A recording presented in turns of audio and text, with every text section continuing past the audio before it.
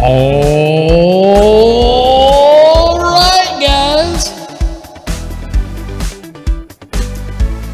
You know what time it is. It's time for the SpaceBro Show with tonight's super special guest, the one, the only, the Few is here. And following up with him, Mr. Gio Get Money. And the man with a plan, diligently working at everything, Dr. Drones, deep in conversation. And let's put them all on the spot, because it's time for the show.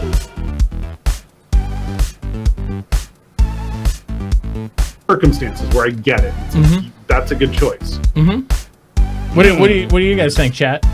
I think they're into it too. What's up, guys? What? You're on the air now. Live and not tell me. What a dick. There you are. So what is up, guys? How was your week? What's been going on? We're live. Stuff. Yeah, Super Troll. Yep. Looking at my phone. Gio knew. He was on it, man. When he put to his camera. Yeah, you guys were all diligently in conversation. I was like, we going anyway. So we're here. I guess now I should open the Mitachi stream. There you go. Yeah. Bam.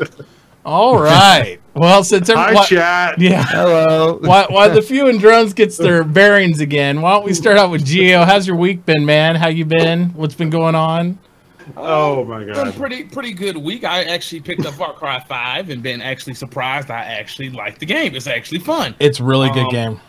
I haven't got to try to play co-op yet. I can only imagine how fun it is, but I've been hunting and fishing on it. I love hunting and fishing in real life. So that's all I've been kind of doing in there. But it's a good game. There's achievements for all that too. Yeah. That's what's cool about it. I was watching Mitachi play that game, and I saw he was fishing, and I was like, "Oh, Gio's gonna love this game." I know, right? Oh my God. Everyone knows I'm a fisherman at heart. Yeah, it's good, and you can buy different rods and all that stuff. It's good. It's fun. And so a whole bunch of troll shit in that game, so it's right up my alley. A whole bunch of funny shit and stuff that's getting talked about in the real world and city politics and make fun of it. I love it. So it's really good. Definitely check that out. But that's all I've been up to this week. I want to hop in 3.1, but we'll talk about that later. There you go. That's a whole nother story. Yeah. All right. Well, last night I got to play some games with the Few, so that was really enjoyable. You know, we loved that. It was a lot of fun. It was a lot of fun. It was really good. Yeah. What else have you been doing this week? Why don't you share with chat and tell them how everything else has been going for you? Yeah, I mean, I got back from India. This last weekend. And then I just got back into streaming. It was kind of rough at first. You know, you forget how to stream after a few weeks. Yeah. But I got back on the bike, and it kind of came back to me pretty quickly. And the support from the community has just been insane. Everybody just rushing back in and hanging out. Just reminded me how much I love streaming. Yeah, it's been super great. Like Moist Noodle has been on vacation, so he's been hanging out with me a lot. Anyways. Yeah, and I think let's see what else. I'm gonna be streaming tomorrow, and gonna be on the captain's table tomorrow, and just kind of getting back in the whole swing of things. It's been fun. All Star Citizen 3.1, and yeah, absolutely. Well, we've missed you while you've been gone for sure, so it's good to have you back. Yeah. Glad you're back safe after your stories yesterday and all that stuff. I'm glad you made it back home in one piece, because we always hear about the extreme. We're going to start. I think we're going to change his name from the Few to the Extreme. Is probably what it's going to be happening. When I get drinking a little bit, I start to tell the stories. Yeah, especially that story when he fought the King Cobras that were spitting at him. Oh my gosh! It's like Indiana Jones story. Yeah, you want to see some travel pictures of him? You'll see him. He's got like the leather hat on and the whip. It's like. There you go. Wine glass. Yeah, the bottle of wine. There you go. All right, Mr. Drones, how have you been, sir? I've been great. Awesome. Fighting the 3.1 fight to get in some days, and other days it's like, yay, this is awesome, and then other days it's like, well, guys, welcome to Loading Screen Simulator 2018. We're gonna watch the loading screen continuously. Yep. And it's had its brutal days. Other than that, I also tried out a new game, Murderous Pursuits. I've been really enjoying that. It's it's weird, but it is really good. And SOS, and just chilling. Nice. I checked out SOS. I have discovered just how effing bad I am at SOS. So I enjoyed SOS. It's just I suck at it so bad. But it's fun. Like I still have fun running around getting murdered. I really appreciate games like SOS, even though it's not really fully a game. I think it's good, but I couldn't get super engaged with it for some reason. But I like those because I think they're going the right direction for the platform of Twitch. Like something that engages the audience, that integrates with us, and that we can really not only provide a higher level of entertainment value to the viewer out there, but we can do something with them, or they can impact the game for us. And that stuff's really fun. And makes the whole. There needs to better. be more stuff like that. I was really big into the like choice chamber when I was doing things that took a long time. Like when I play Hellion originally, you'd do like these 1 hour real time FTL warps, and so you have an hour that you're stuck on the ship with very little to do. So we would alt tab into choice chamber and bring chat into the interactive portion of Choice Chamber where they could, you know, select what weapon you get, what type of monsters spawn, all that kind of shit.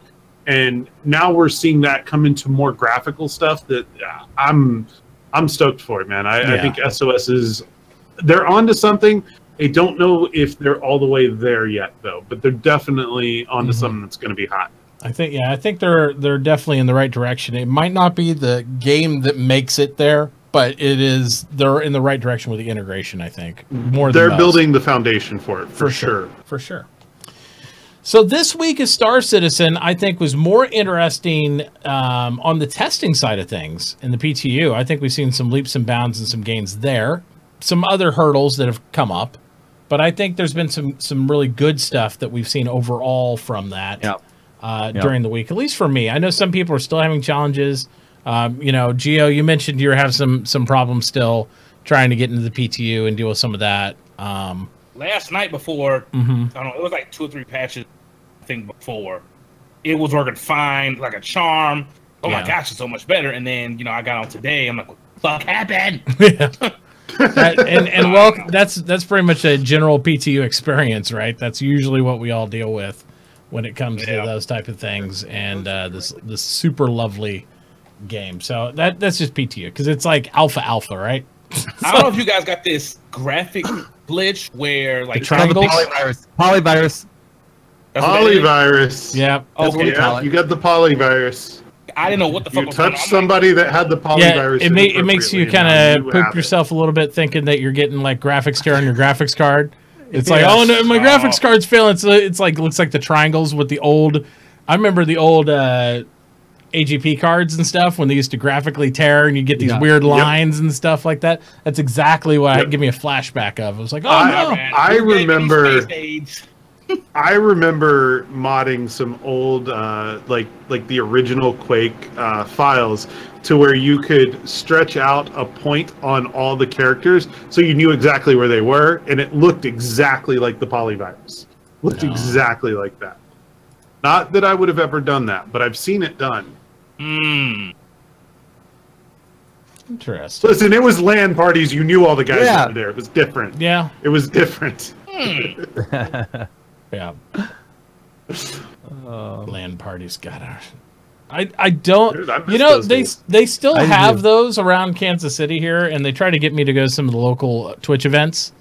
And you know, most of them are farther away, and there's usually alcohol there. So I'm just like, as a dad, immediately I'm like, nah. I don't really. The main time I drink is when I really go somewhere. Like when we went to TwitchCon or we went to Frankfurt, I'm down to go to the pubs and the bars. I don't have my kids with me. I'm walking. I'm not worried about driving somewhere or all that stuff. So Ubers are your friend.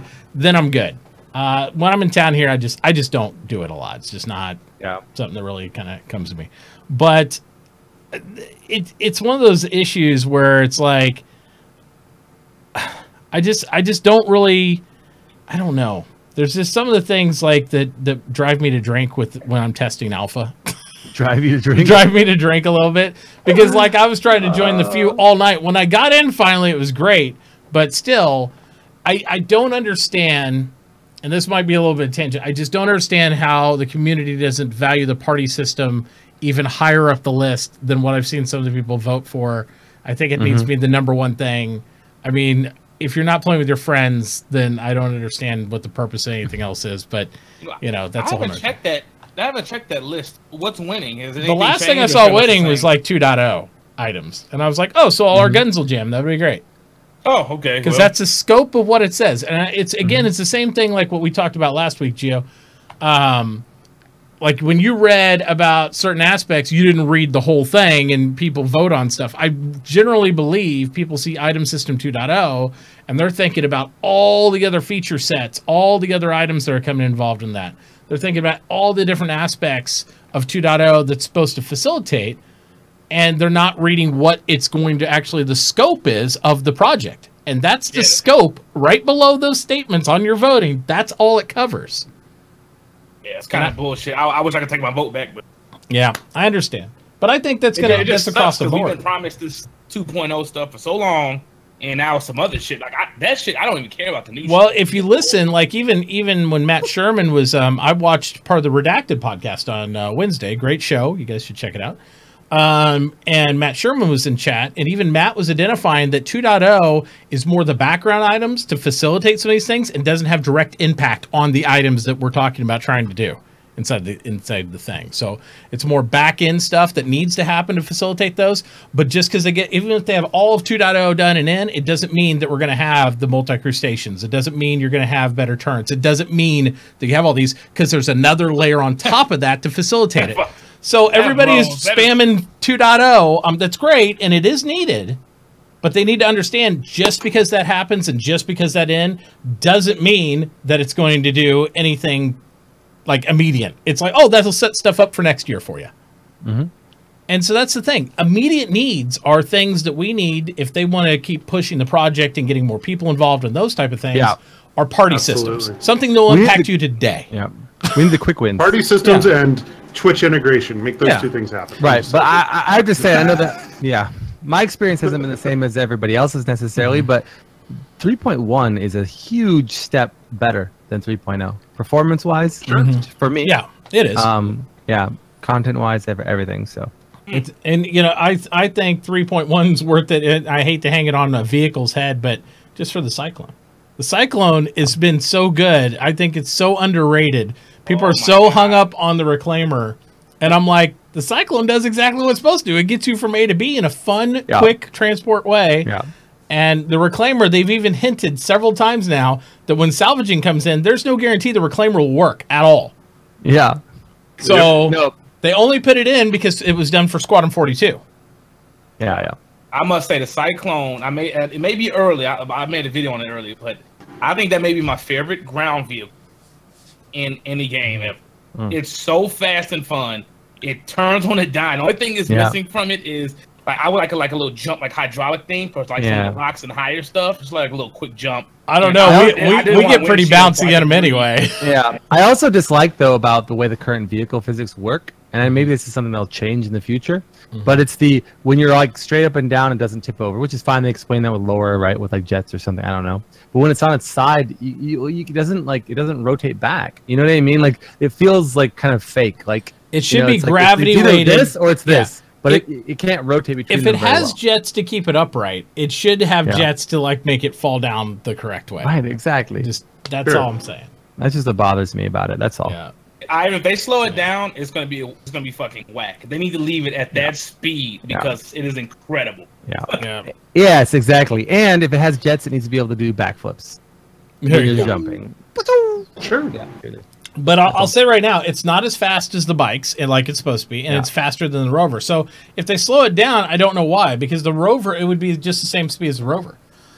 Because it's not quite twice as fast as the Rover is. Yeah. The Rover's pretty quick when it gets to top end. It's just the Cyclone goes 0 to that instantly. So if they make the same speed as the Rover, I would be so pissed. Yeah, what would be the point? Yeah, I don't think it could turn like the Rover. Like the Rover could like just turn on a dime. The space bikes, you're not gonna be able to. No.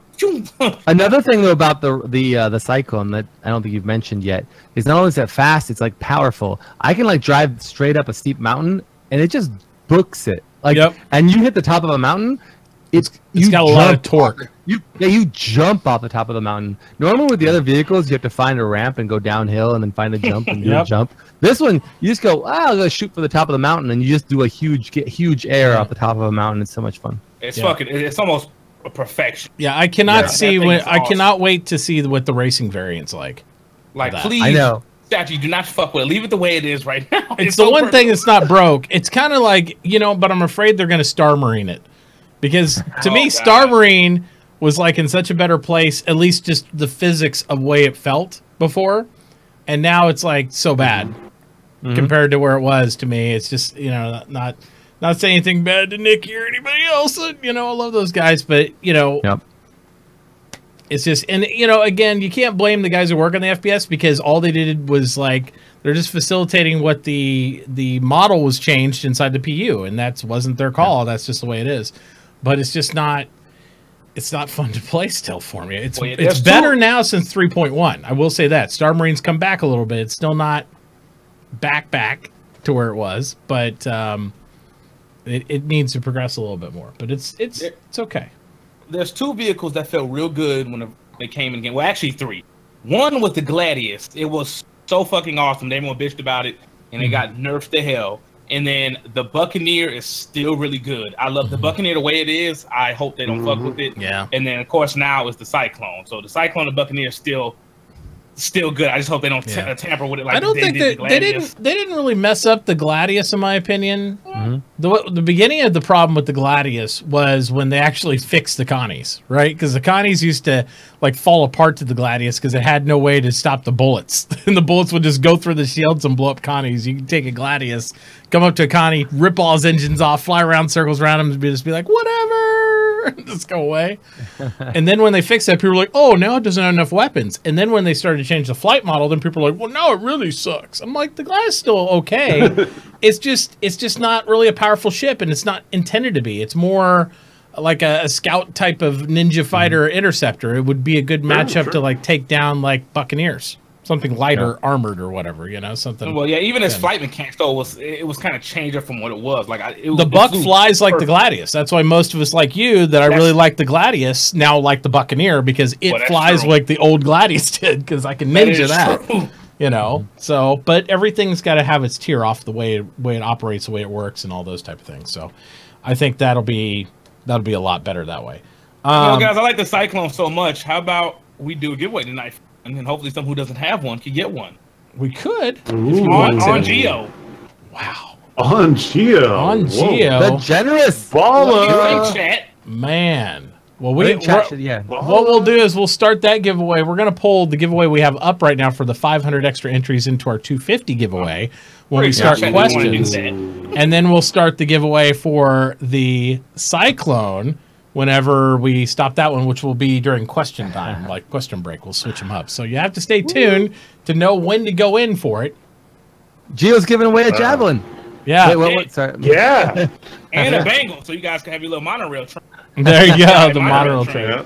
So there we go. So what was the vehicle that you surprised you in 3.1 so far? That maybe a certain aspect of it or something about it surprised you? Was it the Cyclone for everybody surprised how good it was, or was it something else in there that really surprised you? I don't know. Go ahead if you. Oh, I was just going to say, for me, it's really simple. I mean, the Reclaimer surprised me, only in the sense that, one, it's easy not to get lost in for some reason. I expected to just be lost for days inside that thing. I think the layout makes sense, unlike the Starfarer where it was just like this wounding hotel of, They did it really well. I do admit that. I couldn't believe I did not get lost in that shit. It's really good. It just felt like I was at home. Yeah, and with the Reclaimer, when the elevator opens up, you're still in gravity outside. Yeah, that was fucking surprising. Yes. That was really good too. You don't just have the elevator open and all of a sudden you're floating away or anything. That's good. What about you, Gio? What were you gonna say? I would say the Cyclone because I didn't think, but that's pretty easy. I'm gonna go a little different. I would probably say the Terrapin with all the modules that are inside. Well, it's a medium kind of size ship. Yeah, but it's kind of small though to have all those modules that are operational. So when it breaks down, you could tear stuff apart and replace it. I was kind of shocked at all those modules in there. So, and all the computers in the front, like the pilot has a lot of fucking computers compared to the dude in the back. I've never seen a cockpit with so many computers, so that's what kind of shocked me. Yeah, man, that terrapin is so freaking like adorable. That is the only way I can think of. It's literally like it's a turtle. So cuddleable, a cuddly. Yeah, exactly. And like, I literally like, I was flying and I turned my engines off and I ended up landing like on a moon upside down and just sitting on the ground. And I just remember thinking it was like a turtle on its back. And for like a minute, I couldn't turn my engines on. I couldn't bring myself to flip back over because it was just like, I don't know. It's a weird ass spaceship. It looks like a turtle, like so much. That's definitely a turtle. Yeah. I really like the terrapin for what will probably surprise everyone. But my first thought when I saw it, and I saw it in third person, was watching it change flight modes and watching the panels come down over the front. I was like, that's the Carrack tech that we need. Get that in there. Yeah. That was the first thing I thought. I was like, that's what I want to see. I want to see shit that just like folds down over the windows, and it was perfect. There you go. Really impressed with it. Actually, with all the ships, stupid, but I like it.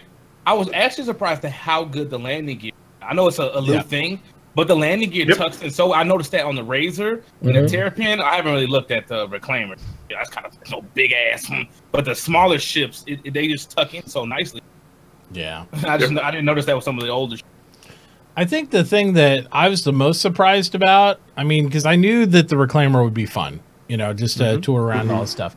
I just visually knew I would love the Cyclone, and I was totally reaffirmed to that when I got in. I was like, oh man, this is everything I was hoping it would feel like. You know, I had the flashbacks of the Warthog and Halo and how it just gripped and it just shit and get perfect, and you're like, yeah, like where you turn, it turns, and it's good and it's fun. But the one that surprised me the most that I didn't think I'd give a crap about, honestly, was the Razor. I thought I'm not a racing person at all. I don't care, you know, whatever. I've drove an M50 before, and it's fine to kind of troll with it.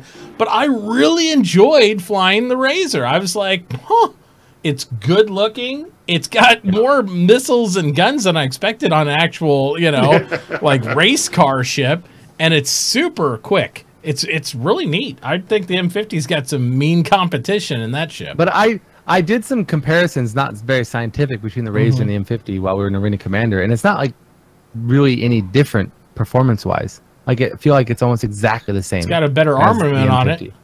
Yeah, maybe. Because M50 has what, one missile it launches or something like that, and then it's just. But my question is, did they design it to be an exact like competitor to the M50? Like, I don't know. When you have like races, like let's say you do races like in wherever, are they expecting people in M50s to race the Razor like exactly one to one? It sure seems like it's marketed that way. Yeah, exactly. It really felt like it was marketed as a racing ship to go against all the other. I feel like they're trying to flesh out genres of ships. You know what I mean? Like this is going to be a grouping for these type of things. I wouldn't be surprised to see more land vehicles come out into next year. You know, like some middle next year and stuff like that. So I could see us having like maybe even a racing type element on the ground, you know, to compete with the RC Cyclone and stuff like that. So I think they're fleshing out different areas that'll make it more fun. Because if you think about what we've been racing with up to now, it's been what, 300 series and the M50. I mean, that's the race ships. And so by adding a few more elements to it, I think it's really really interesting. I don't know. They're going for that F1 style look as well. So I love it. They look very similar. That's why with the 350R, it's kind of looking like a stepchild because it doesn't have that kind of same look as the M50 in the Razor. So I don't know how that's going to switch up in the race, but I think that's what they're going for. Yeah, it'd be interesting to see. But yeah, that was my big surprise.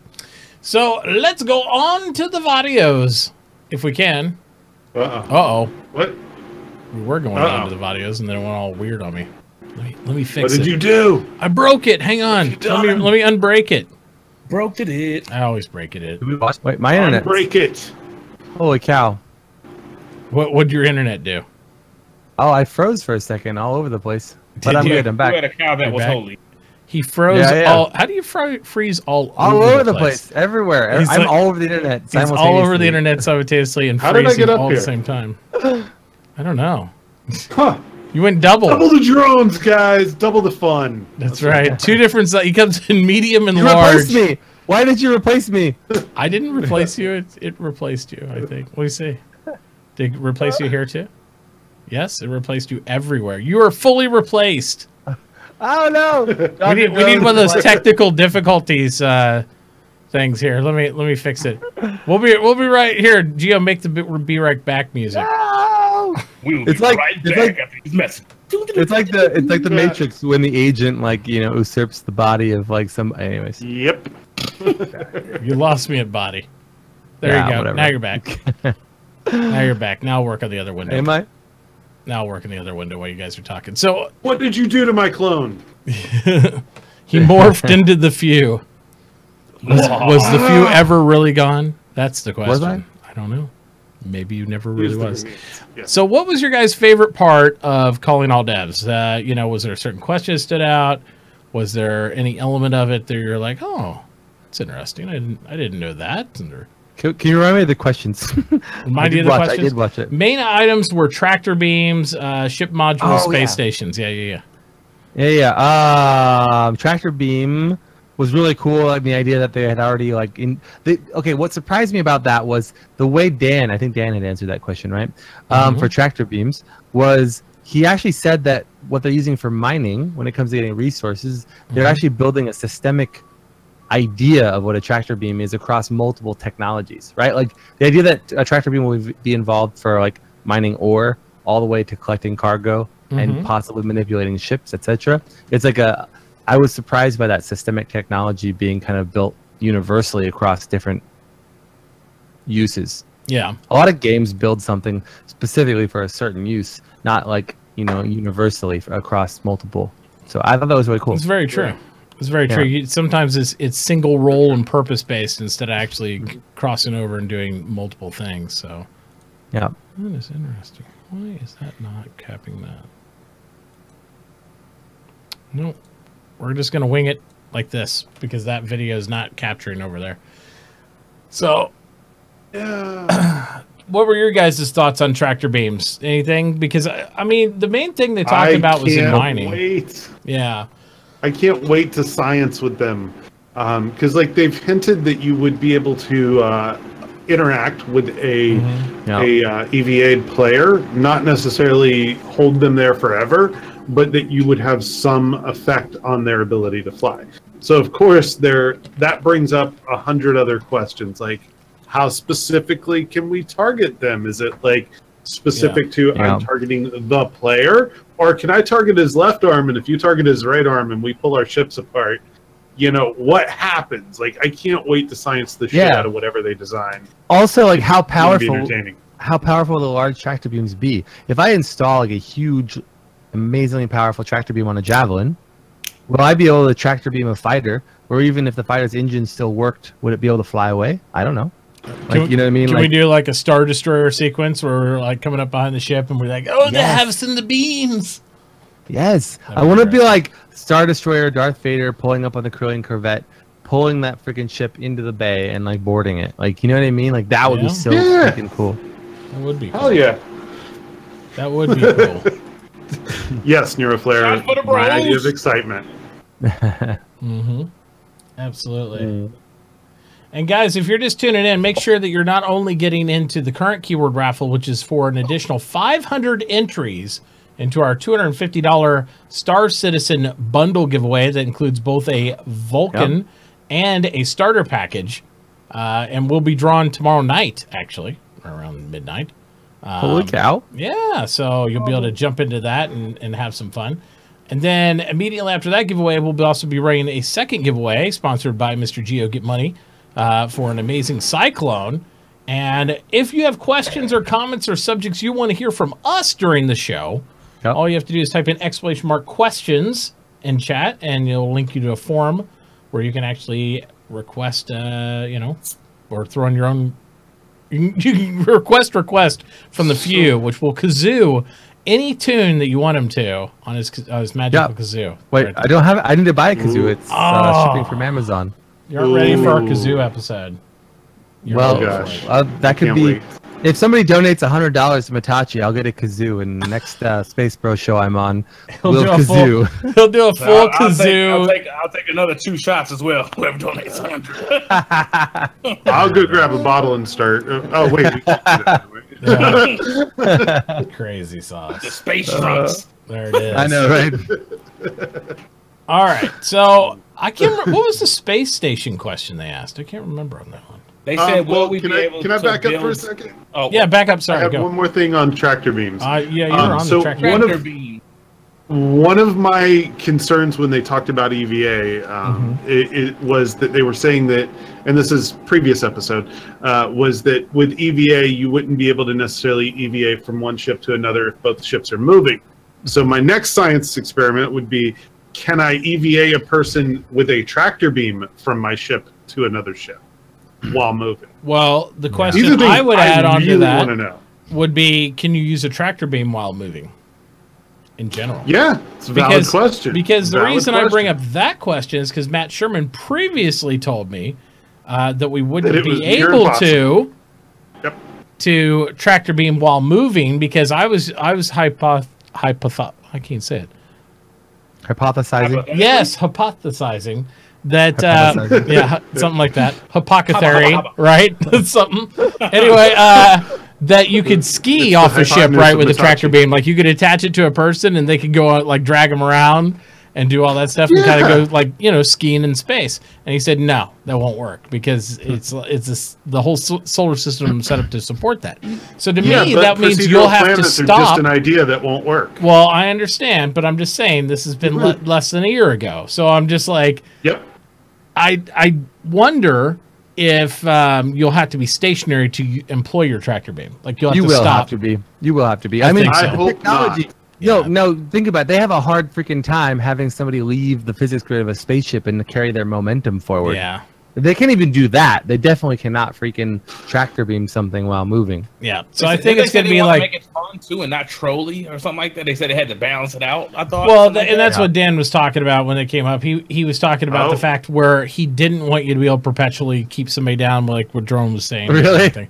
Yeah. Oh no. Yeah. Oh no. Oh no. Holy crap. Moist Noodle wants me to kazoo. I think that's what's happening here. Uh-oh. I guess we're going to get on there. I'll be right back. Let me get my 2 shots ready. Goddamn. We're going to have to all kazoo eventually here. That's awesome. Thank you so much, man. Oh, shit. Much appreciated. Gio may not be functioning when it comes question time. I can tell y'all that. Quickest question is like, Gio, are you awake? What? Oh. Absolutely. Oh, man. Crazy I got to go buy a kazoo now. Oh, Amazon awaits. Find cool ones. Where's the kazoo store? Yeah. Amazon's the best store for all kazooing. Yeah. Oh shit! That one almost see that? No. How do you even spell kazoo? Oh shit! It's K-A-Z-U-O-O or something. I don't know. K-A-Z-O-O, like it sounds. Yeah. Just like kazoo. Kazoo. You can buy a bulk amount of them for $12.94. I don't think I need that many. Or you can get a nice metal kazoo for $6.50. So there's a lot of different kazoos. I want to find a professional kazoo that's like a high-end, super-looking kazoo. Oh, Drone's got the Jameson! Ah! I take these deals seriously. Yes. I would play kazoo right now. I just don't have one. I have to go get one. House of Marbles premium quality metal kazoo, $7.19. There it is. And they even have trombone kazoos. So you can get a little... Damn it, Moist Noodle, I wasn't ready for this. Oh man, you got your work cut out for you, few. And if you want to go, really deep, they have for $19.99 a Kazubi humbucker electric kazoo that plugs in with the microphone jack, a 1/4-inch jack. So you can do a full electric kazoo. That can't be a real thing, right? That's got to be a electric kazoo. Yeah. Like where? They have a metal trumpet kazoo for $13. That might be good. He's like, trumpet kazoo. Anyways, I digress. Make space great again. Cheers. There you go. Perfect. Awesome command, Phantom. Crazy sauce. We'll have the All right. SpaceBro kazoo episode. All right, so again, so we had the spaceship stuff. Thank you for the bits, brother. We had the spaceship stuff come in with the space stations. We had the tractor beam discussion. We had all those elements come in, and I think the only other piece. No, wait, let's talk more about the ATV. Like, sorry, not ATV. You were talking about calling all devs. Calling all devs. So we talked about the tractor beam. What were the other two topics or questions? Space stations. Oh, right. Yeah. To build them like we do the land claim, but I forgot the answer. The answer to that was someday. Yeah, it's someday in the far future. Yeah. However, I think that's extremely important. I don't think that Star Citizen, as it's imagined, will fulfill what Chris Roberts, I think, wants philosophically without player-owned space stations eventually. Like, I just don't think they're working on it right now. But I think before that we build them, they'll have player capturable ones or something will come up. Yeah, I think they'll have static ones we'll compete for, just like with the Bangle, just like with the other stuff. I could see that happening. Because that would be much easier for groups to take over or use or something like that than a Bengal carrier even, because it doesn't move. Get ready to purchase your 8K by 8K by 8K block of space. Oh my God! On concept. I'm going to sell you your space. I'll give you some super space. It'll come in a Ziploc bag. Today. I'll scoop some space, put it in a Ziploc bag, and I'll send it over to your house. It's expandable with water. Sure. It'll happen. Crazy sauce. All right. So after we had Calling All Devs, we did have a Bug Smasher episode. We normally don't talk about the Bug That was Smashers. a good episode. It actually was. It's one of the things that you've seen happen to me and a lot of the guys. All the time. All the time. I didn't watch the episode. However, I know what it was about. Wait. Don't tell people that. I'm not gonna say what it was about, but I'm just gonna say thank you so much, CIG. I appreciate it. We can talk about it. He was just saying don't tell people you didn't watch it. But yeah, it's basically regarding, like, you know, that issue when you get stuck on the landing pad and you can't get up and those type of things, and tick rate issues and those type of things. But it was pretty cool to actually see something that we commonly deal with across the board as a community on a bug. Because many times I'll see Bug Smashers and it'll be a bug that, you know, I've never heard of, or maybe I've experienced, or a small bit of the community has. Yeah. But this is something a lot more widespread, and I think it was a good selection for one to kind of show. So for sure. Good job, Mark. Good job. Yeah. Awesome opossum. All right. That was easy. Okay. And that was fast. That was really fast. Well, Bug Smashers. I Bug Smashers since, what was it, last year? I stopped watching Bug Smashers. I get a little bored, no offense. Yeah, I mean, like they say, every show is not for everyone. So it's, you know, which really means... It is cool, though, because it means every show is for everyone, because it's a double negative. So you have to watch it. It's dictated that you must watch. I think it's... Sorry, go for it. No, go ahead. I was going to say, I think it's cool because Bug Smashers is like that insight that you don't get as much, where you can actually look at the code and what they're doing. Now, if you have a software background, it's probably more interesting than if you don't. But yeah. It is interesting. And a creative mind, if you have a really, really creative mind, you can watch that and fabricate a lawsuit. Oh, that's true. Oh! Shots fired. Shots fired. I'm just putting it out there. You could. I'm not saying anybody would. Don't shot them, and it's time to shut baby. And I'm really upset that I can't capture the video on this part, but one of the things is ATV was pretty good. I enjoyed the ATV. Again, it was one of the episodes that I thought would be okay, but you know, Squadron 42 ATVs have actually impressed me because they've shown some good detail, made me excited for the game. I think every episode of ATV where they focused on Squadron 42 has made me more excited for Squadron 42 coming out. It hasn't really been like, a sleeper event for me. It's like it's shown good gameplay, it's shown good AI, those type of things. Well, this one specifically talked about flight intelligence and talked about how they want to have dynamic different personalities among pilots and how the ships operate, how they fly, how they'll interact, how they'll remember you if they get away. I was like, that's so cool. I mean, so I love this, but it brought up so many questions for me. I absolutely went nuts watching this because my first thought was, okay, this is awesome, and especially when they got into like the AI, I guess attributes for lack of a better word, but really more or less how they act, like whether they're aggressive or passive, all that stuff. And then my immediate next question was, okay, so they fly like this. if I disable their ship and board it, do they get out of the chair and try to repel boarders? And if so, do they carry those traits over to their first-person combat?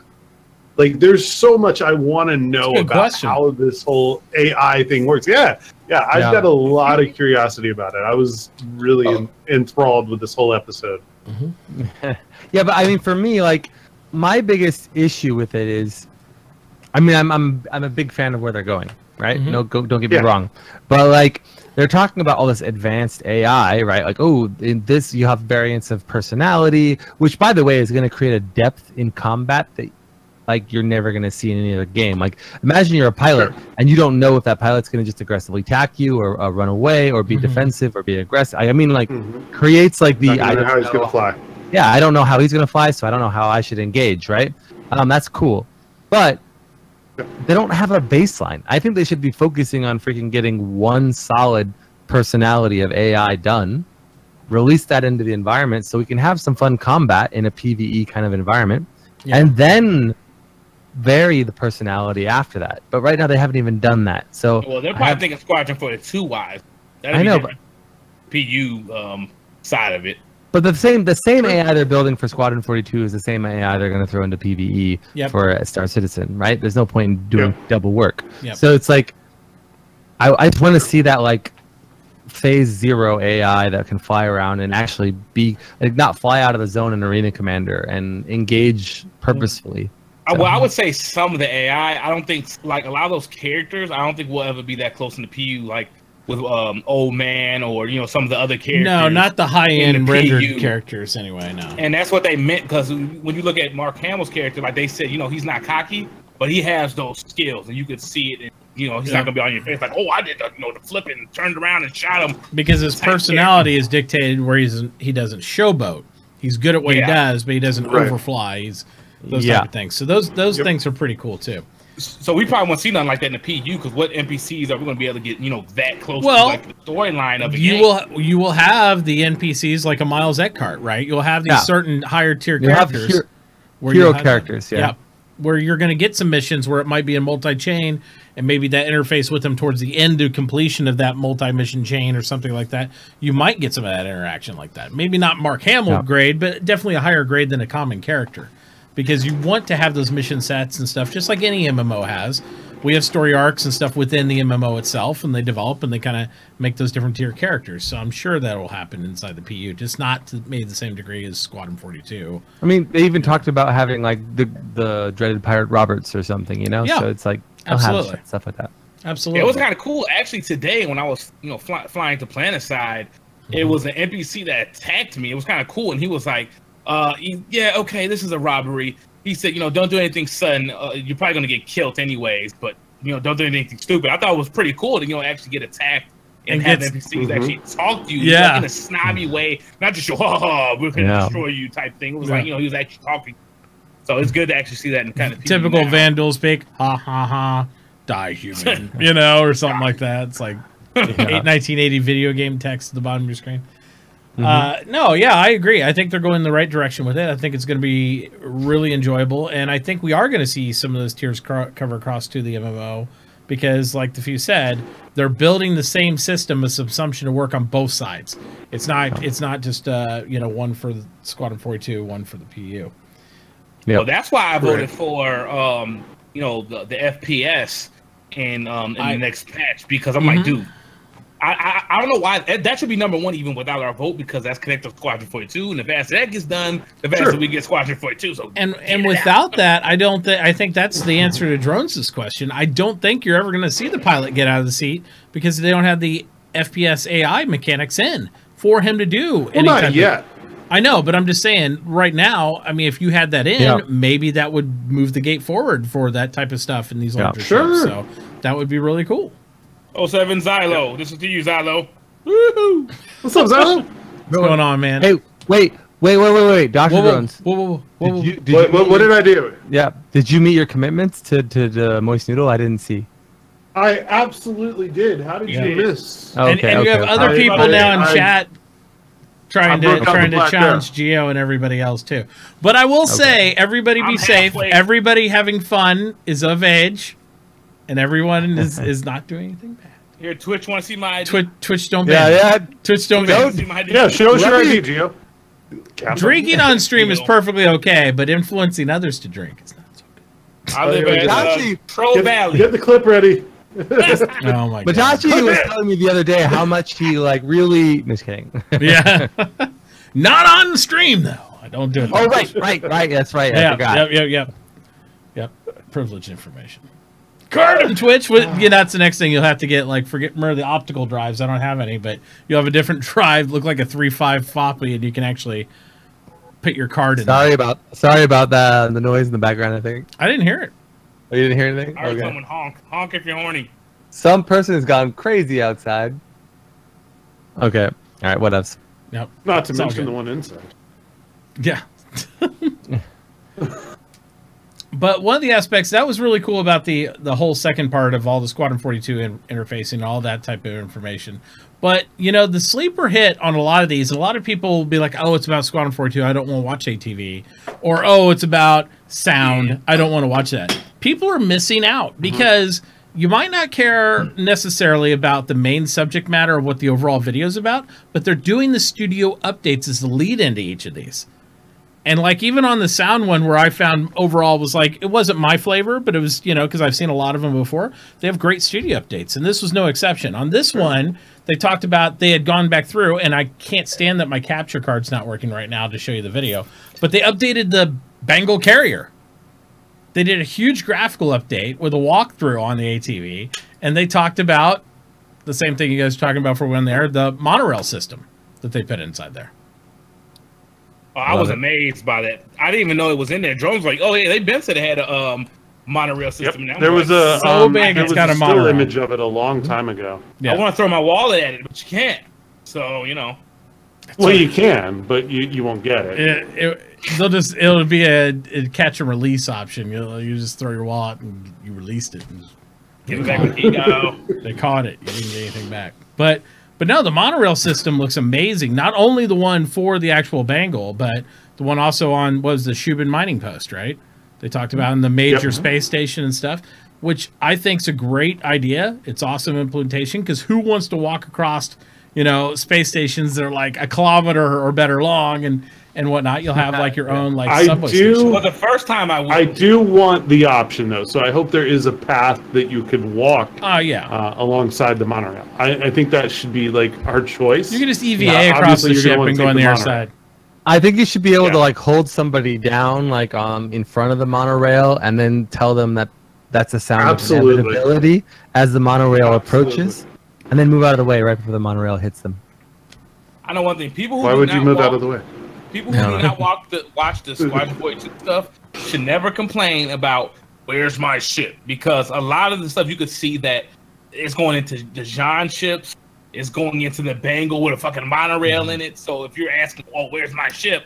It's kind of on the back burner for Squadron 42 stuff, so you can see all the work that's being done. That's what I was going to say. Squadron 42 will always take the priority because that is going to be the first implementation of a full-fledged game we get. There's no doubt that we'll get Squadron 42 before we get the MMO. And so we all want our merchantmen. We all want our carrot. But guess what? If we got it right now, it's going to do the same thing as the Reclaimer. They all got something in common. They're going to sit. They're going to look big and pretty. We can't do shit with them. Well, maybe the merchantman. We could actually trade a little. But other than that, I can run the Grimhex to Oldest. Would be amazing. What level of gameplay? What level of gameplay do you need in Squadron 42 to be happy? Like, what is your expectation? If it came out and it was Far Cry 5. Would you be happy? I would. Or does it have to be better than Far Cry 5? No, I would, because I think you're going to have great characters, great story, and part of the thing that made Far Cry 5 great to me, and you're going to have more hours of gameplay in Squadron 42 than you are in Far Cry 5. Far Cry 5 has a lot of side missions, a lot of cool quests, a lot of fun stuff like what Gio was talking about with the hunting and fishing. You could do for hours on the side. But if you just played fishing, I'd be happy. I was going to say. By the way, Gio, on April 1st, I heard they're announcing that fishing will be in Squadron 42. So confirmed on April 1st. Keep your eyes out on April 1st. Look for it in. Want to read it and confirm it? There we go. No confirmation from chat, sorry. And everyone gets a free angle on April 1st. But for example, in Far Cry 5, when I played through just the main campaign aspect and I did some side quests and stuff like that, it was about 22, 25 hours. I'm expecting Squadron 42 to facilitate at least 40 to 50 hours of gameplay, even playing it in a linear motion across the thing. Well, that's what they guaranteed too. I know, but that's what I'm saying. That's the expectation. So if you think about that, that's a huge amount of gameplay, because I'd even complete 50% of Far Cry, and I was already 22 to 25 hours within 3 days of gameplay. Yeah. So, and the replayability is there, supposed to be there as well. So, my question would be: is there side quests with that 40 hours they're including, or is that just all campaign and side quests? You know, later on, that's extra to that 40 hours. That would be my question. Well, if I remember from the last time that Chris was talking about it, he also said that there'd be a little bit of Mass Effect type thing where your decisions kind of provoke action of what will happen. So if you make different choices, you could always go back and play it a different way and be able to have it maybe a little bit different result on how the game story goes. So that alone right there, if you have to play full replayability, like even what I did in Far Cry is a much simpler game. 22 hours, 23 hours, you have to go back and replay the whole game to get the other story ending if you want. So you can't just jump back and be like, oh yeah, whatever. You have to actually replay the whole thing. Oh well, I love that type of thing. Especially on Mass Effect. That was the first game, because usually once I beat a single player, I don't go back and try to beat it on hard or nothing like that. Because all hard is we're going to turn the aimbot up on you and going to hit you every time. But with those type of games, you can go back and see what are the different consequences. I'm just hoping that Squadron 42 is going to connect on the next game. I don't know, maybe Squadron 43 or something, whatever the second part's going to be called. I'm hoping my decisions are going to affect that game, just like how the Mass Effect series. I think they did a real good job with that. Absolutely.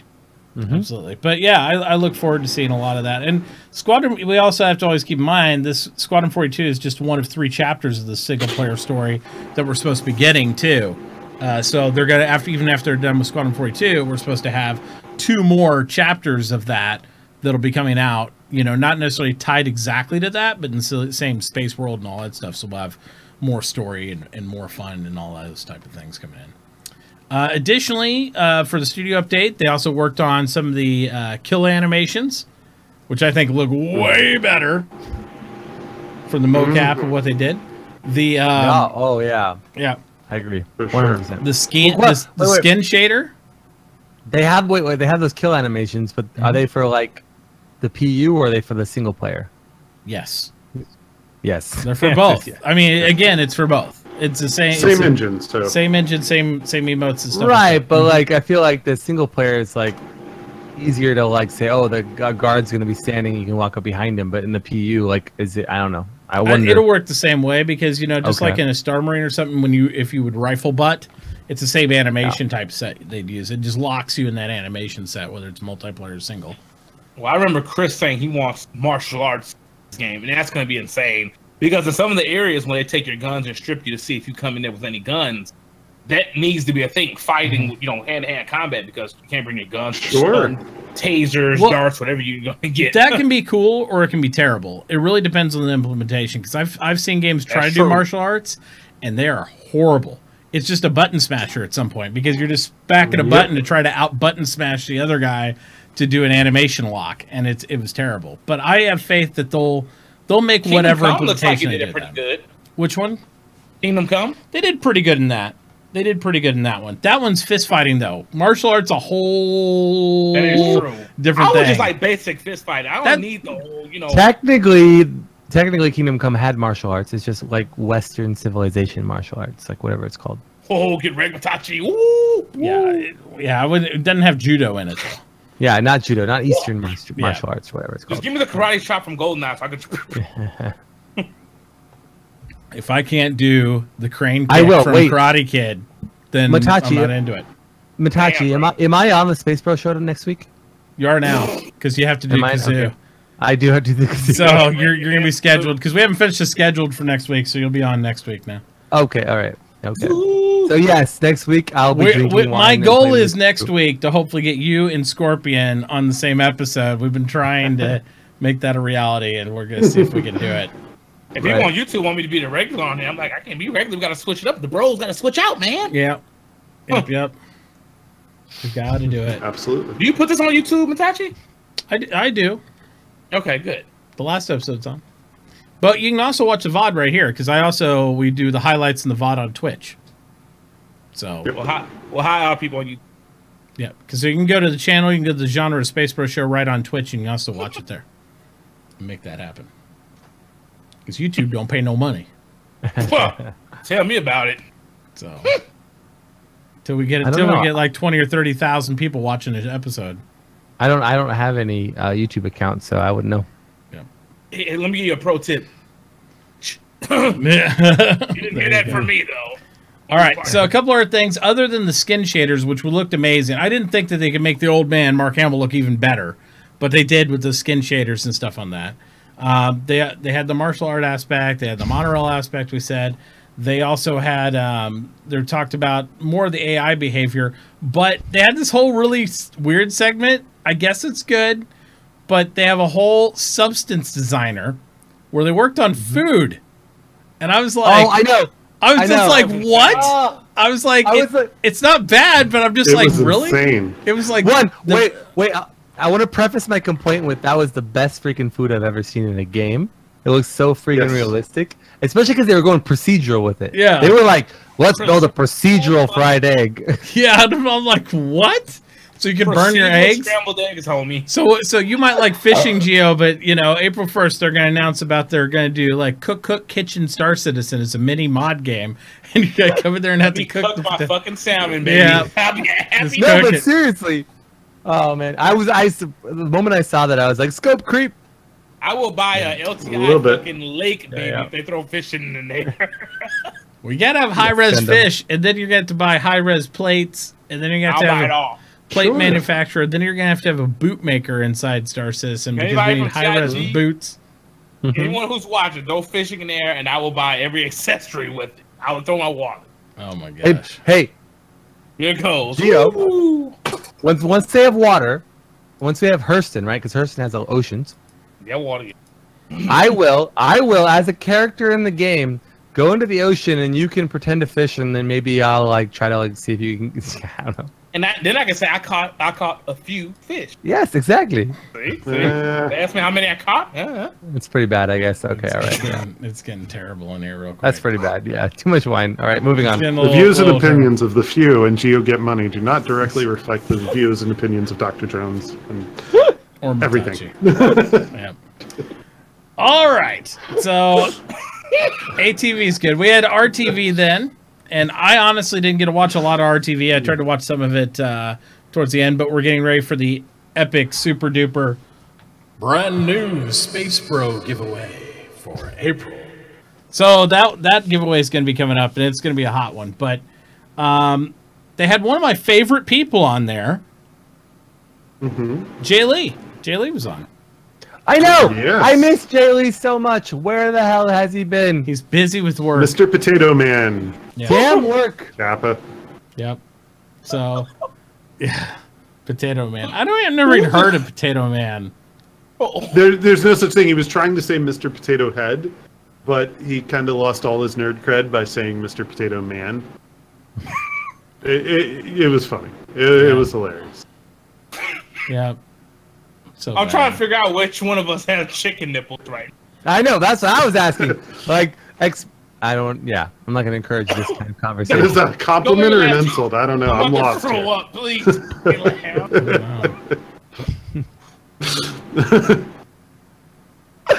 Between that and Potato Man, I don't know which one's worse. We need one of those, like, intermission, like, sorry, technical difficulty screens. Mitachi is so embarrassed. He's like, why did I ever invite these people on my show? I'll just keep drinking my tea. You did this, Mitachi. You did this. I know. Yes. Let's see what happens. No, but the RTV was about, what, character development, basically, is what they talked about in general. So... Art. And stuff. Art and cool, pretty-looking stuff that makes us buy more crap. That's what it was about. Wait. Let's not go to the RTV yet. There's so much more to talk about on the ATV. Okay, well, sure. Well, I'm sorry. We went down the pipeline of chicken nipples, so I didn't know. I was like, I thought maybe ATV was over. Chicken nipples is usually the transition moment. Yeah, I thought that was the signal. We're sorry about the chicken nipples. We're sorry. The few. Do you remember we talked about it right before the show? When you're ready to transition to the next episode, you say chicken nipples, and then we go to the next one. I thought that was the safe word. That's the transition. No, that was last week. That's last week. Gotta stay on your game, man. Oh no, maybe chicken nipples was like the signal word. Now we have Jack's kitten in chat. I know. Welcome, Jax. What's up, Jax? I've been asking her to come and chat forever. I'm sorry. Yeah. Jack's kitten. Thank you. Finally. Yep. Welcome. Welcome to the debauchery that once was a SpaceBro show, and now that we're canceled, this is our final episode. So we'll have a chicken nipples going on. We're hoping to have a comeback episode in April with introed by the kazooing of the few. So the few. I'm gonna kazoo next week on the SpaceBro show. I'm not sure what song. I think. Actually, Matachi, you should start a poll for the song that I will attempt to play. Oh, I agree. That is going to be a very entertaining episode. Also, I think Matachi has to do backup kazoo on that kazoo. Same. Yeah, we might be able to handle that. Yeah. We'll be the kazoo cult tomorrow. It would be good too. So we'll see what happens. It'll be interesting. All right. Thank you for the sub gift. Appreciate that. So what else did you want to talk about in Squadron 42 and the ATV? And not Squadron 42, but ATV. Yeah. So we didn't talk about the flower power guns, right? Oh yeah, for the Vandal. Oh no, we totally skipped that. Oh, damn those chicken nipples! I forgot it. I mean, they're beautiful. And they're huge. Like when I first saw them, I was like, "Why is this tiny little like gun coming out of I don't know what surface that is?" But then I realized that they had a scale human sitting next to the gun. I was like, "Holy cow!" I thought that was a Vandal. Friggin' huge. It is the Vandal. Vandal. Was a Vandal. Yeah, the Vandal That's is bigger. Vandal. They're like 7 foot or some shit like that, like shack size. Yeah, 2 meters tall or better. And apparently, there's fat Vandal now. That was confirmed in the RCV. I can be a fat Vandal. So I want to know how you have fat Vandal, but you can't have fat humans. Well, because heavy armor. Refund. You know how much money it would cost them to build armor for fat humans? That's fatism. Probably about as much as it costs to build armor for a fat Vandal. Yeah. But they have them? I didn't think they had them. Apparently, they did concept it though. Sorry, I'm also getting chubby myself. No, not right now. I want my fat armor, okay? No, but seriously though, I don't know. I don't know. I'm sure there's. I want to be fat in my reclaimer, so I get the fat loot.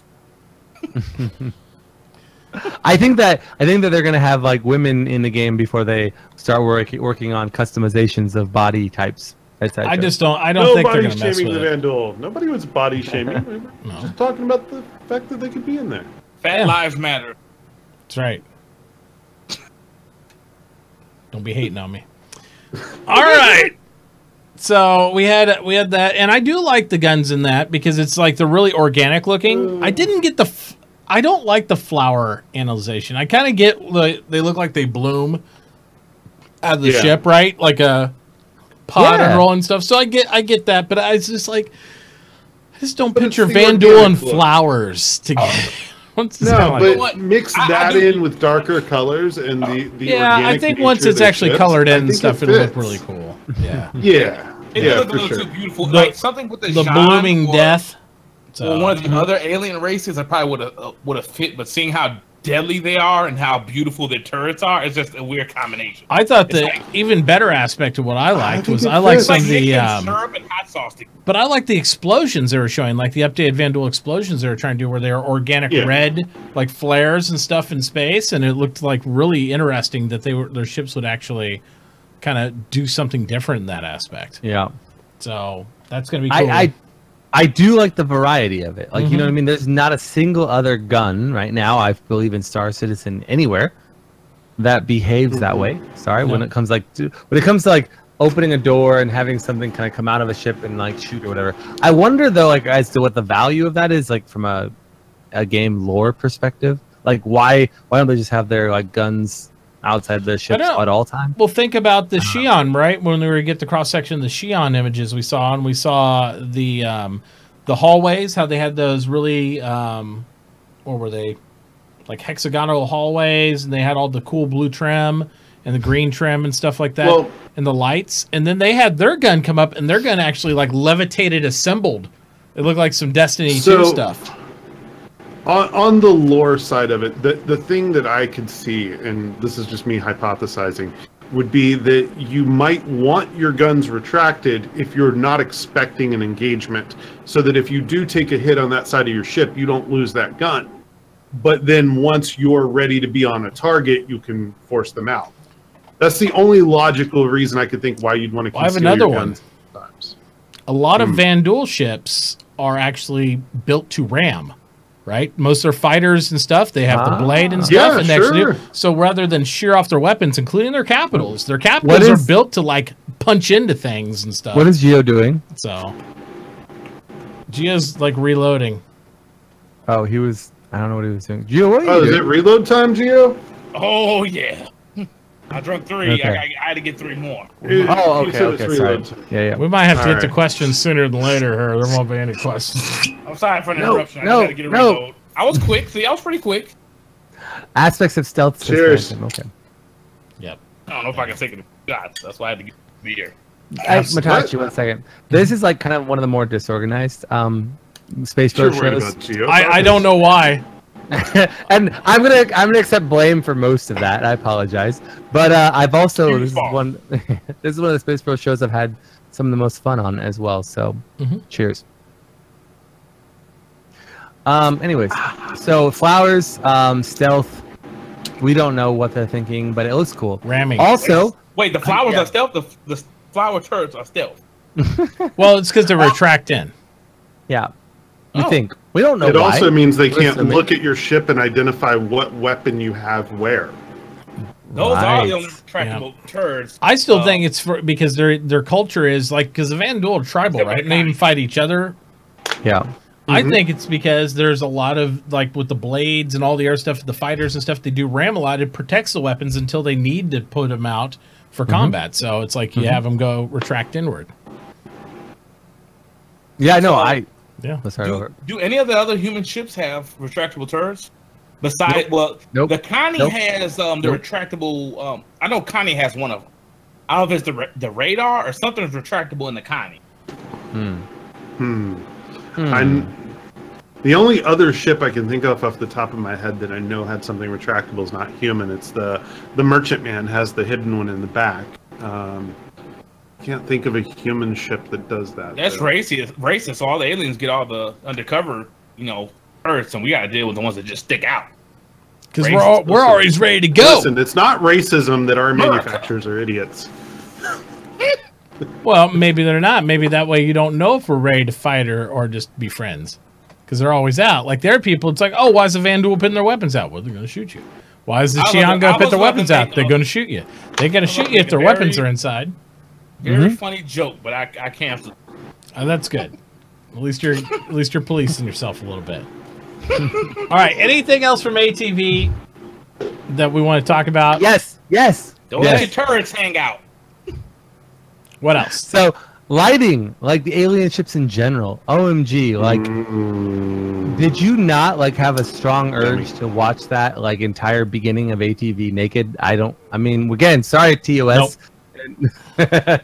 No, but I mean it was. Wait a minute. You just had an urge. You weren't already. Like... Oh, exactly. No, but it was some of the. You're doing this wrong. It was some of the most beautiful 5 minutes of Star Citizen lighting. That's all you need is 5 minutes. Yeah.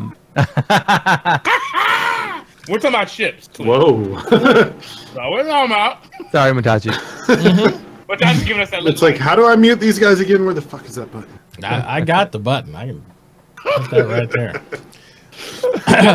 But yes, the lighting's cool. But I've seen a lot of lighting and whatnot. I'm more interested to see the full when they do the full development of the ship. I did like the way the Xi'an weapons came out though, and how they like assembled and gravitated together when they showed that aspect of the ship. It was like really different. Because whereas the Vanduul weapons kind of bloom, if you will, right? It looks like a bud coming out, and then it like blooms into like action. The Xi'an ship like actually came out and like stacked. It almost looked like something from Destiny or something, like stacking itself and coming out. Yeah, I can tell you that before that video, I never really wanted to buy or own an alien ship of any kind. And now I'm thinking, I kind of want an alien ship. There you go. It only takes a video. I know. Yeah, I didn't know the Jean was even in Squadron 42. So that was a shocker for me. Just that part. They're like, oh yeah, we're working on the alien tech for Squadron 42 with Jean. I'm like, oh, okay. There you go. Cool with that. Yep. A little spoiler, but yeah. Well, you know, you're gonna get more and more of that. That's fine. Wow, yeah, I'm glad they're letting people know. Like, yeah, are we good? Are we good on ATV now? Wait, one thing. Let me think. One thing. I know. If Few's gonna come up with some other crap on ATV, he's like, "Did you like the intro? I love it when the Squadron 42 rolls across the screen." I'm impressed he remembers it all. I know. What about Disco Lando? Wasn't he really especially? Wait, no. Okay, no, we're fine. Okay, move on. Lando is awesome. We love you. See, there we go. Yes. We love you, Lando. Wherever you are. Hey, you know who else is on RTV? Disco Lando. So there you go. Good segue. Yeah, segue. So chicken nipples. Oh wait. Yeah. You guys. You get free chicken nibbles when you win a chicken dinner. PUBG. Yeah. Can we give away your cyclone already? Crazy sauce. But what we are going to do as we decide what we loved best about RTV that nobody here really watched, we are going to go ahead and draw. I watched it. F you. At 2 times speed, and he caught the gist of it. That's not the point. At 50% of it, he watched it 2 times speed. I caught the Mr. Potato Man thing, all right? Yeah, you did. You did catch that. That was good. All right, so we're going to go ahead, and we are going to pull the raffle for the 500 extra entries so we can start Geo's raffle for the Cyclones. So let's do that real quick. So if you haven't got into the 500 extra entry raffle for the $250 SpaceBro gaming giveaway that will be drawn tomorrow night, you need to do it now. Exclamation mark SpaceBros in chat. Do it now. You do the raffle. So nice. Yep. Let's see. Let's do it. Wait, can I win the no. the ship? Okay. Damn it. I already asked that question about the. Yeah, he was asking about the next giveaway because he's like, I really want to enter that. I'm like, no. I don't want to spoil the event. We'll get like 3,000 people entering that giveaway and be like, then one of the people who contributed to it won it. We would never hear the end of it. We'd be murdered. Prepare your tips. Prepare something for the next giveaway. We're giving away Matachi in general for one day. There you go. Oh my god. Spoiler. On April 1st. I can't believe you leaked that. I can't believe you leaked that. We don't have the giveaway up yet. The giveaway does start on April 1st. That's right. Everyone's going to think it's April Fool's, but it's going to be real. And I actually start tomorrow. Oh, it starts tomorrow? We're gonna try to get a little lead time. I almost have it done now. We're gonna start. It'll start tomorrow. Are we ready to tell everybody yet? No. No. Well, we could, but we don't have the giveaway up. It'll be an ultimate troll if you don't have where they can enter it. It's perfect. I love it. It's gonna be a real blue. You know what? We could do another one of those if you donate $100. Oh my god! I can't do that in good conscience. I know. No, but seriously, we are giving away Matachi for a whole day.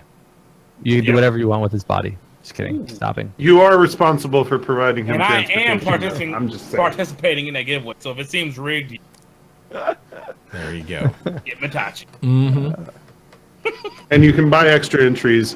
Don't ask why Geo has 1 billion entries. Yeah, trust me. If we actually could give away a javelin, we would highly consider it. But we can't. We can give away a Matachi. Yeah, you can't give away a javelin because they won't allow you to trade items that high. Yeah, price. Anything over 1,000 or anything over $1,000 you cannot trade. So if it's $9.99, we could give it to you guys. But anything over that, it's done. Yep, I do come with LTI, by the way. Yes. Ooh. Lifetime insurance. Nice. That's right. There you guys go. Only lasts my lifetime, so you only got a few years left. That's about it. So it's almost over. All right, we're gonna go ahead and seal this one down, guys. This is for the thing. Bloop. With the stuff. The thingamajig? Yeah, the 500 entries and $250 Star Citizen Amazing SpaceBro giveaway for a Vulcan and a starter package. So you can get extra 500 entries into that right now. Exactly. Let's see who's going to be the winner. The Vulcan in this Monday? Yeah. Doesn't the Vulcan sale? Yeah. Midnight tomorrow. We already have the ships. I don't have to buy them now. Right. No, I was just saying to jump. Everyone. Yeah, for everybody. One of the Vulcan, you better be buying it now, or you better be winning this giveaways. I got a sexy Warbond one with a sexy outfit. But that's not the one you're probably winning, though. Can we clip Gio saying I got a sexy outfit? Yes, clip it. But don't clip anything. That may be against TOS. You don't want to do that. Just gray out all my face and everybody else's besides Gio's. Yeah, exactly. Clip Gio. Yeah, and then crop it. Clip that one. But next week, don't clip me when I'm playing the kazoo. That is outlawed. It's not allowed. You're clipping the fuck out of that. Oh yeah. Yeah. I'm chasing that clip champ. Can we do choreographed kazoo too? We'll have to have like a choreographed routine. It'd be perfect. Well, we're gonna hype this all the way up. We're gonna make this like a thing.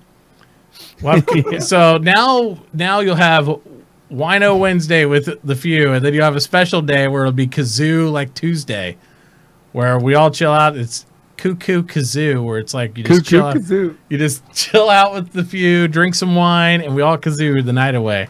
Love it.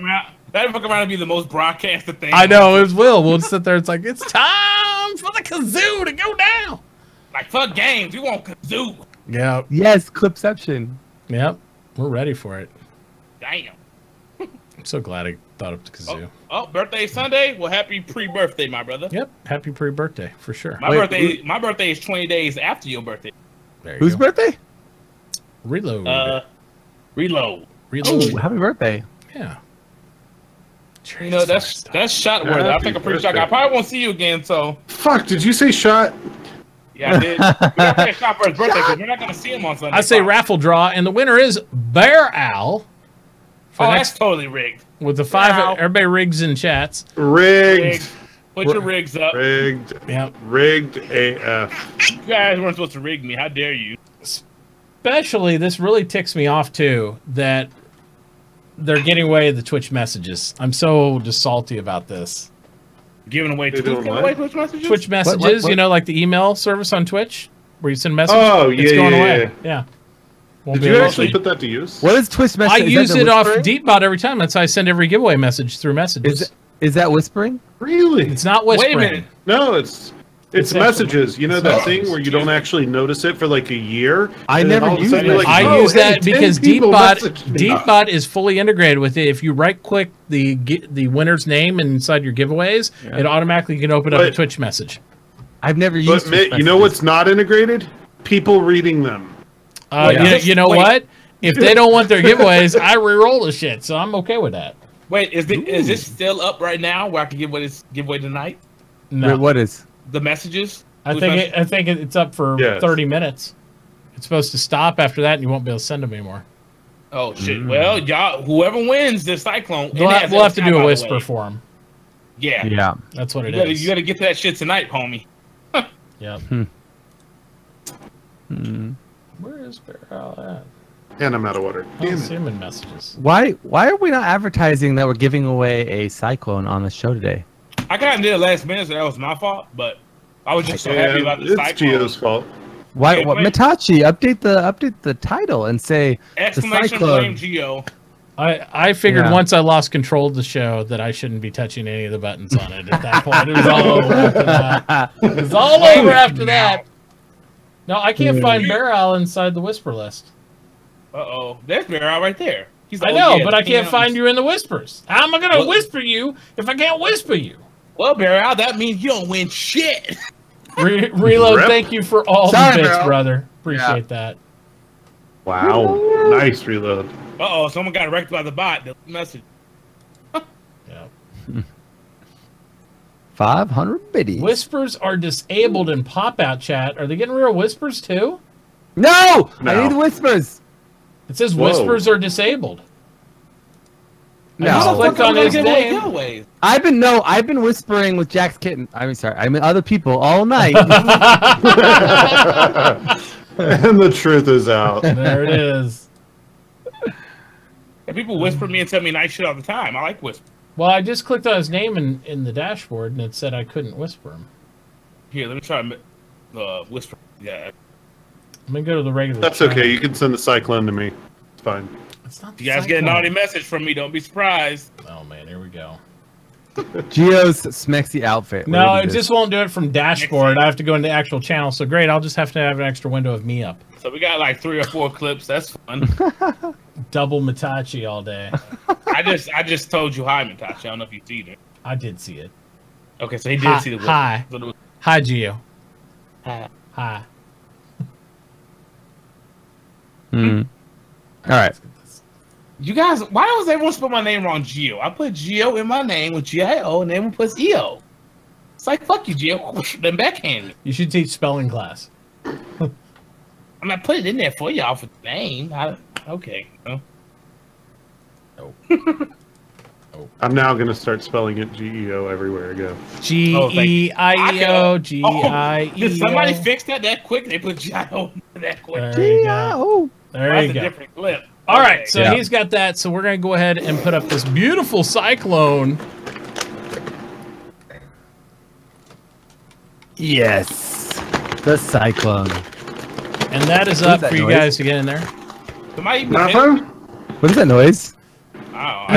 Chips. What are you doing, Jones? Fuck you!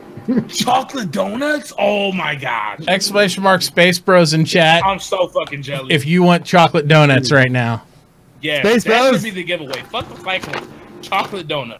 I'm entering this giveaway, but if I win it, we'll re-roll it because we know you just wanted chocolate hashtag donuts. not sponsored, but hashtag Tasty Cakes. Hit me up. I'm not gonna, I got you. Real talk. The next giveaway we're giving away. Real talk. After the show's over, I'm gonna drive to the gas station down the road and go get chocolate donuts now. I said, I was like, can we enter this giveaway? That's how good it is. I usually don't join my own giveaway. He was like, no, we can't do that. I'm like, oh what? man. No. So it's a real good giveaway. Not for the real good giveaway. You can't. If I win the giveaway, then we'll not just re-roll it, but we'll give away another cyclone. But that's like not gonna the happen, odds. so. Okay, nobody enter. That way the few win. So we'll give away 2. Well, there you go. They've already entered. We'll do it. I wish we would have known that. Smart. I waited. I know I want to do this next giveaway because I don't even have this shit. Y'all gonna want to. I'm telling you, wait. The next giveaway is for chocolate donuts. You got it. You ruined it, Joes. You ruined it. Stop telling them our secrets. Yep. God damn it, EVGA chocolate donuts. You got it. Fuck. Uh-oh. I heard. Oh, I got to hold that one. Oh, y'all heard a little bit of spoiler in that. Oh wait. Here's the thing.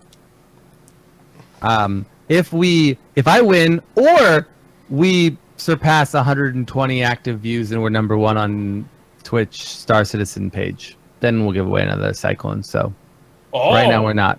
So those are the terms. So 2 cyclone giveaways if we end up. So tell 5 people. Oh, y'all heard the few. That's 2. That's 2 for 2. We got to surpass 120 for like at least 5 minutes, and then another cyclone. Start tweeting out the show, guys. RT in chat, get that retweet going. Fuck. And I'll put up another tweet about the cyclone. God damn, here, I'll repost that shit. Yeah, we'll get it up there. I don't know if I last that long for that giveaway, but we'll see. Everybody gets a cyclone. Just kidding. I don't have that. You get a cyclone. You get a cyclone.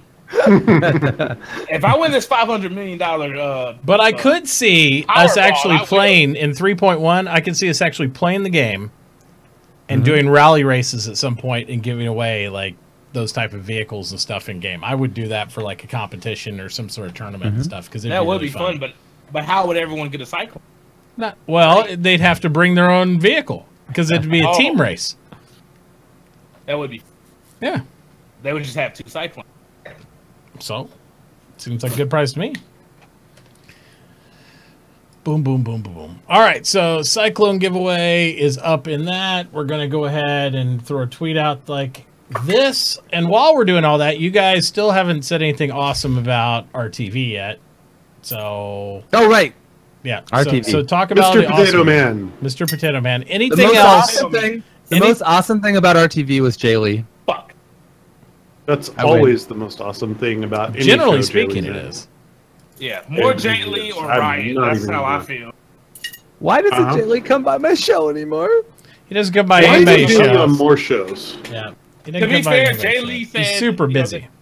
Yeah, they're getting pretty. Can we add more Jay Lee to that voting thing for things we want done? Wait, Phantom, You have a thing. Post it in chat. Jay Lee at Citizen Con. Jay Lee to Austin. Yep. Phantom has a thing. Sponsored by Sandy. Sponsored by Sandy. Sandy really lets Jay Lee there. Yes. So bad. Jay Lee is my favorite because he was the first dev that realized. Yeah. We're at 95. I was so happy. I'm like, someone actually from ATV watches me. Oh, they all watch you. They're just scared to say anything in your chat. Well, I couldn't. Bryce Roberts knew who I was. Like, oh, hey, G. I'm like, was that sitcom? My fucking heart dropped and shit. Yeah, that's really cool. Yep. Yeah. Me, I went up and said, well, Mr. Robertson, he was like, who the hell are you? Damn. I'm like, but it's also a well-known secret around the office. They try to make sure nobody watches that from the main admin watches me. Because considering I usually go around and we pray to Chris, I think they'd be scared of me and they probably wouldn't let me in most events. So they're kind of worried about that. So, I'm just still proud and apologetic for the change that they made to the game because of me. I'm sorry. Wait, what do they do because of you?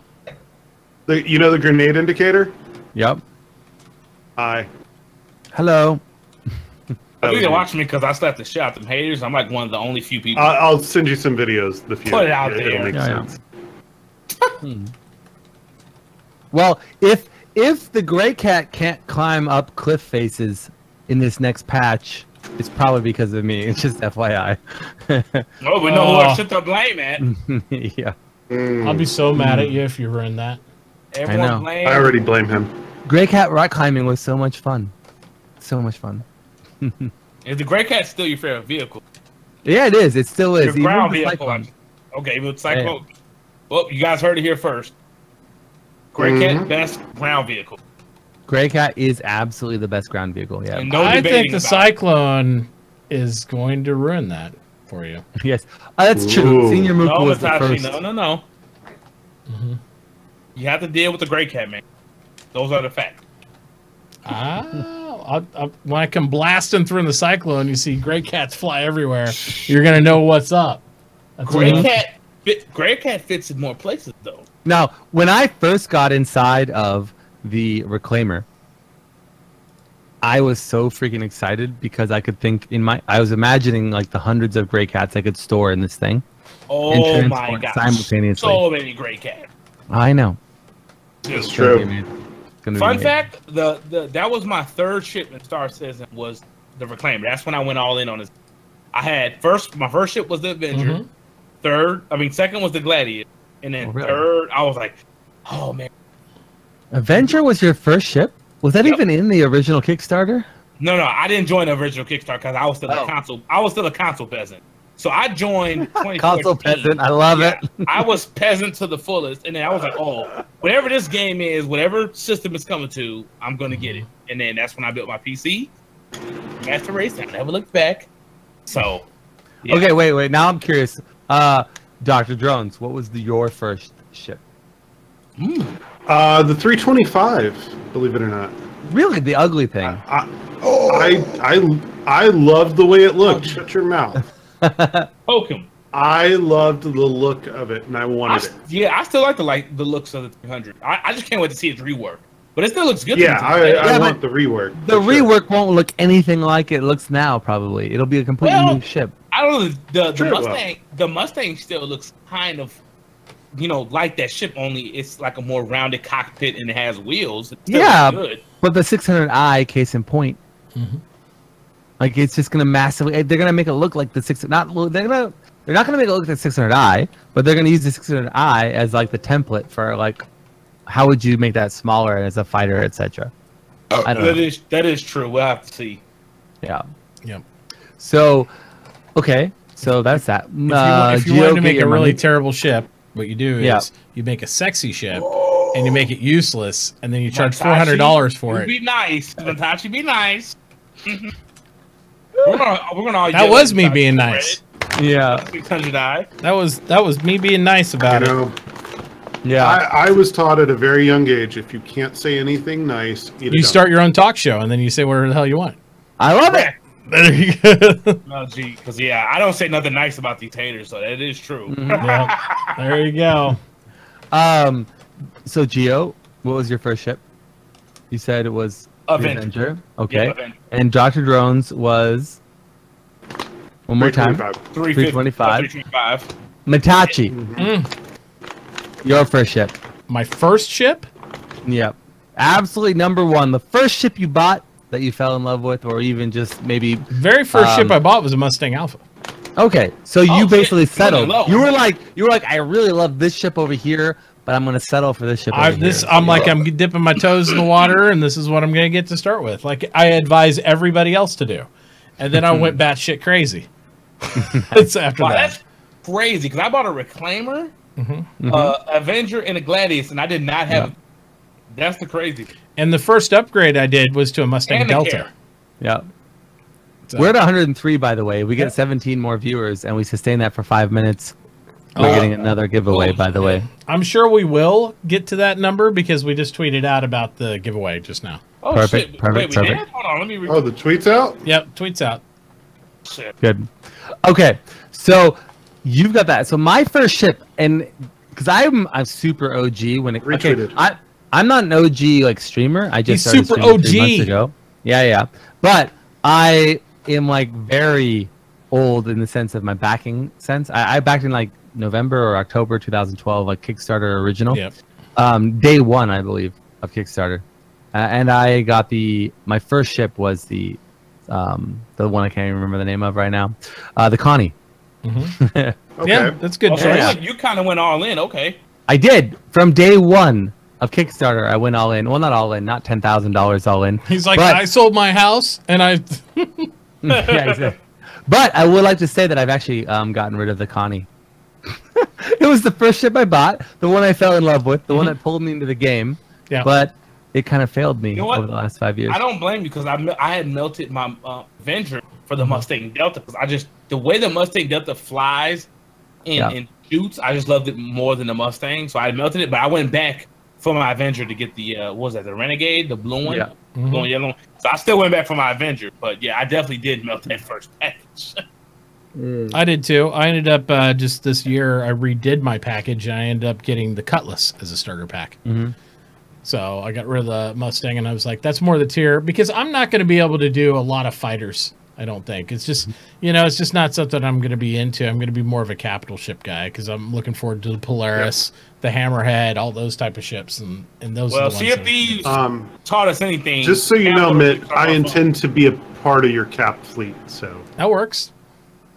Yep. We all know Drones has a grenade, so we know that can't be possible. I got plenty of grenades. He's the medic with grenades. The medic with grenades. That's why you should hire. He's like, I don't have a room for a gun because I have to help bandage people up, but I can carry a few extra grenades with me. Sure, they'll fit in the medical bag. He's like, no, this is just a healing syringe. Why is it?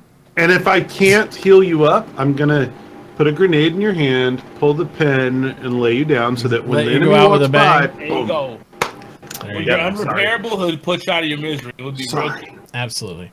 Was there any highlights though for anybody for RTV, or should we just go ahead and start moving to the question section? RTV highlights. Lando. Yep. Jay Lee. Yep. Lando, Jay Lee. He's gonna forget everybody else in the group now.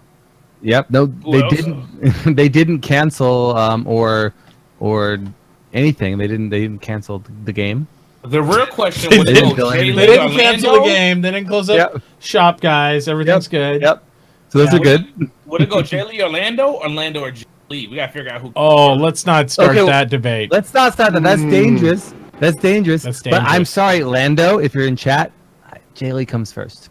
Oh, I can't say anything. I don't want Lando to get his feelings hurt. God damn it, Lando. All I gotta say is, you know who you are, and you know who I love the most. That's right, you. So it's good. You. Absolutely you. There it is. That's why you cover that. I can't pick. It's like picking a favorite child. You can't do it. I will say there's only one person who spent the night in my hotel room, though. Ooh. So there you go. I did spend a couple hours in a hotel. Well, I should say not a hotel, but more of a condo type. Yeah. A certain development. Absolutely. Bailey, that's right, my Bailey. There you go. Bailey. All right. That is the official name of Jay Lee. Actually, I was disappointed when Lando called Jay Lee Jeremiah today, or in the RTV. I was like, his name isn't Jeremiah. He calls him Jeremiah.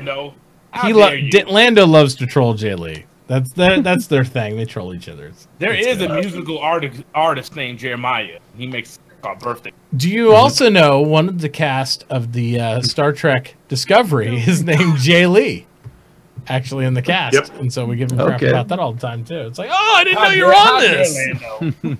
So, all right. So, questions. We're gonna move over to questions, guys. And if you have questions out there, all you have to do is put ! the word questions, that's plural with an S at the end, in chat, and it will take you over to our forum, and you can ask those questions. We will choose to try to answer all the questions you have, unless it's just entirely moronic. And then we'll put them over to either Geo or Drones.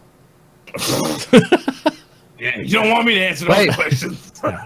So I don't get which questions did I not get? The moronic ones? Oh, the moronic ones. Okay, yeah. I figured you might try to decipher, make sense out of them.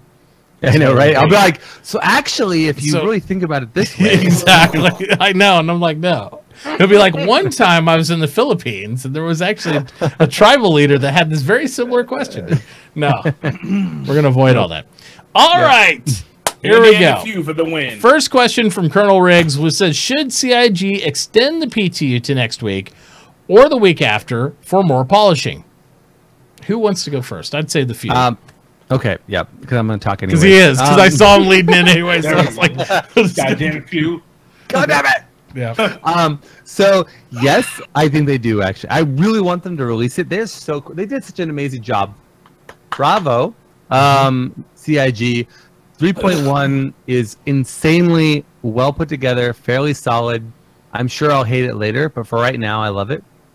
However, there's just a few things that need to be polished over the weekend. I see what you did there. Yeah.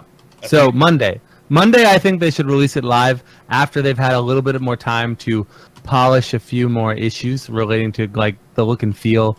Like for example, like the engines, for example, when they rotate on the Terrapin or the Reclaimer, the flames coming out of the engines still don't look right. I know that's not a gameplay issue, but it just pulls me out. And then two, when you hit F2 or whatever it is, not F2, F1, to go into your Mobi-Glass, sometimes certain menu items are cut off and you can't click on them. And I really want that to be fixed. So I'm thinking they need just like a little bit more time. Not very much more, but a little bit. And it'll be good to go. Anyways, off to you guys. Why are you silent? Geo? Yes, wait. Oh, go Geo.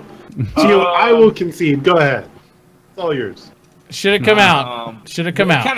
It kind of seems like that right now. That's going to get pushed to Monday. But then, you know, I would hate to see the devs work their weekend. That means they work 7 days a week to push this out. And I don't think those 2 extra days after today really make that much of a difference.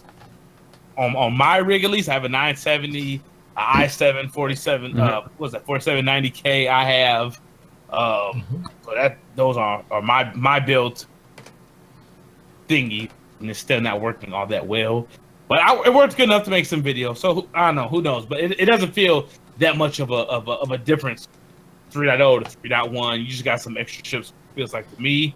But I appreciate the devs working hard. You know, but Drones. That goes Yep. So I think they should hold off until it's just a little tiny bit more polished. I don't think there's any need to rush. So you're saying, Dr. Drones, that you agree with me? Ooh. Let's not use such harsh words. Let's not get crazy. I mean. All right, my turn. I think it should come out right effing now. Right now. I would put it out right now, and the reason is so they hold to their promise of when it's supposed to be delivered. That's been the whole theme of this whole year. Let's go ahead and deliver it. They can put out a 3.1.1 and fix it in a week. It doesn't matter. No. So yeah, they should push the loading screen. Releasing now means no more hot patches. That's bullshit. They've hot patched everything after they've released every time within 1 week. They've done 2 or 3 patches. Everything. There's no difference if they hold it. There's no difference. They're going to hot patch even if they fix it and high patch in a week. Put it out. We're 4 away from 120. We have to sustain it for at least 5 minutes. We have 12 questions. We're good. Get on Twitter and tell everyone I have donuts. 12. There you go. We have 12, and they're growing. Dr. Jones is giving away donuts to people if we hit 120. Donuts and hookers. and he uses the people in the very general sense. It could be people at Drones' work. Doesn't mean it'd be you people, but you know, right, for sure. There's some people. You people. Yeah, see, I was waiting for Gio to say something. He's like, "What do you mean by you people?" Yeah, Star Citizen people. I tell you. Yeah, I'm telling you. You goddamn cold Far Cry 5. Yep, there you go. So yeah, to my opinion, should they extend it an extra week? No, absolutely not. We're in alpha state anyway. We've done a lot of testing. Put it out, do a hot fix, whatever. Let's start I want to see the PTU start to get ready and geared up for 3.2 stuff and start testing that. Use the live. They can hot fix it all they want for the next 3 months until we get the next thing. That's what the whole process is about. Keep going. The truth is that Disco Lando even said this for 3.0. Once they go wide release, which they have already, by the way, 3.1, they wide release that all waves are accessed, right? Everybody has access to test. Once you do that, there's very little difference between live release and test release. Exactly. So they usually go live anyways. I've always seen them gone wide release like that, and then usually it's pretty immediate in the next 48, 72 hours you see it go live. Yeah, I'm gonna be honest. In Pete, there's been times I had a smoother experience in PTU than a live line. I'm just saying. Mark at 851. We're over 120. They will sustain this until 856. Thank you all for logging on your mobile phones to increase the viewer count. Yep. Where are you getting this 8 shit from? I think me and Few are going to get yelled at Matachi after the show's over. Yep, we're going to get kicked out. We're going to get kicked out of the SpaceBros. You guys are going to... Don't worry, we have a full bylaws where we have fines.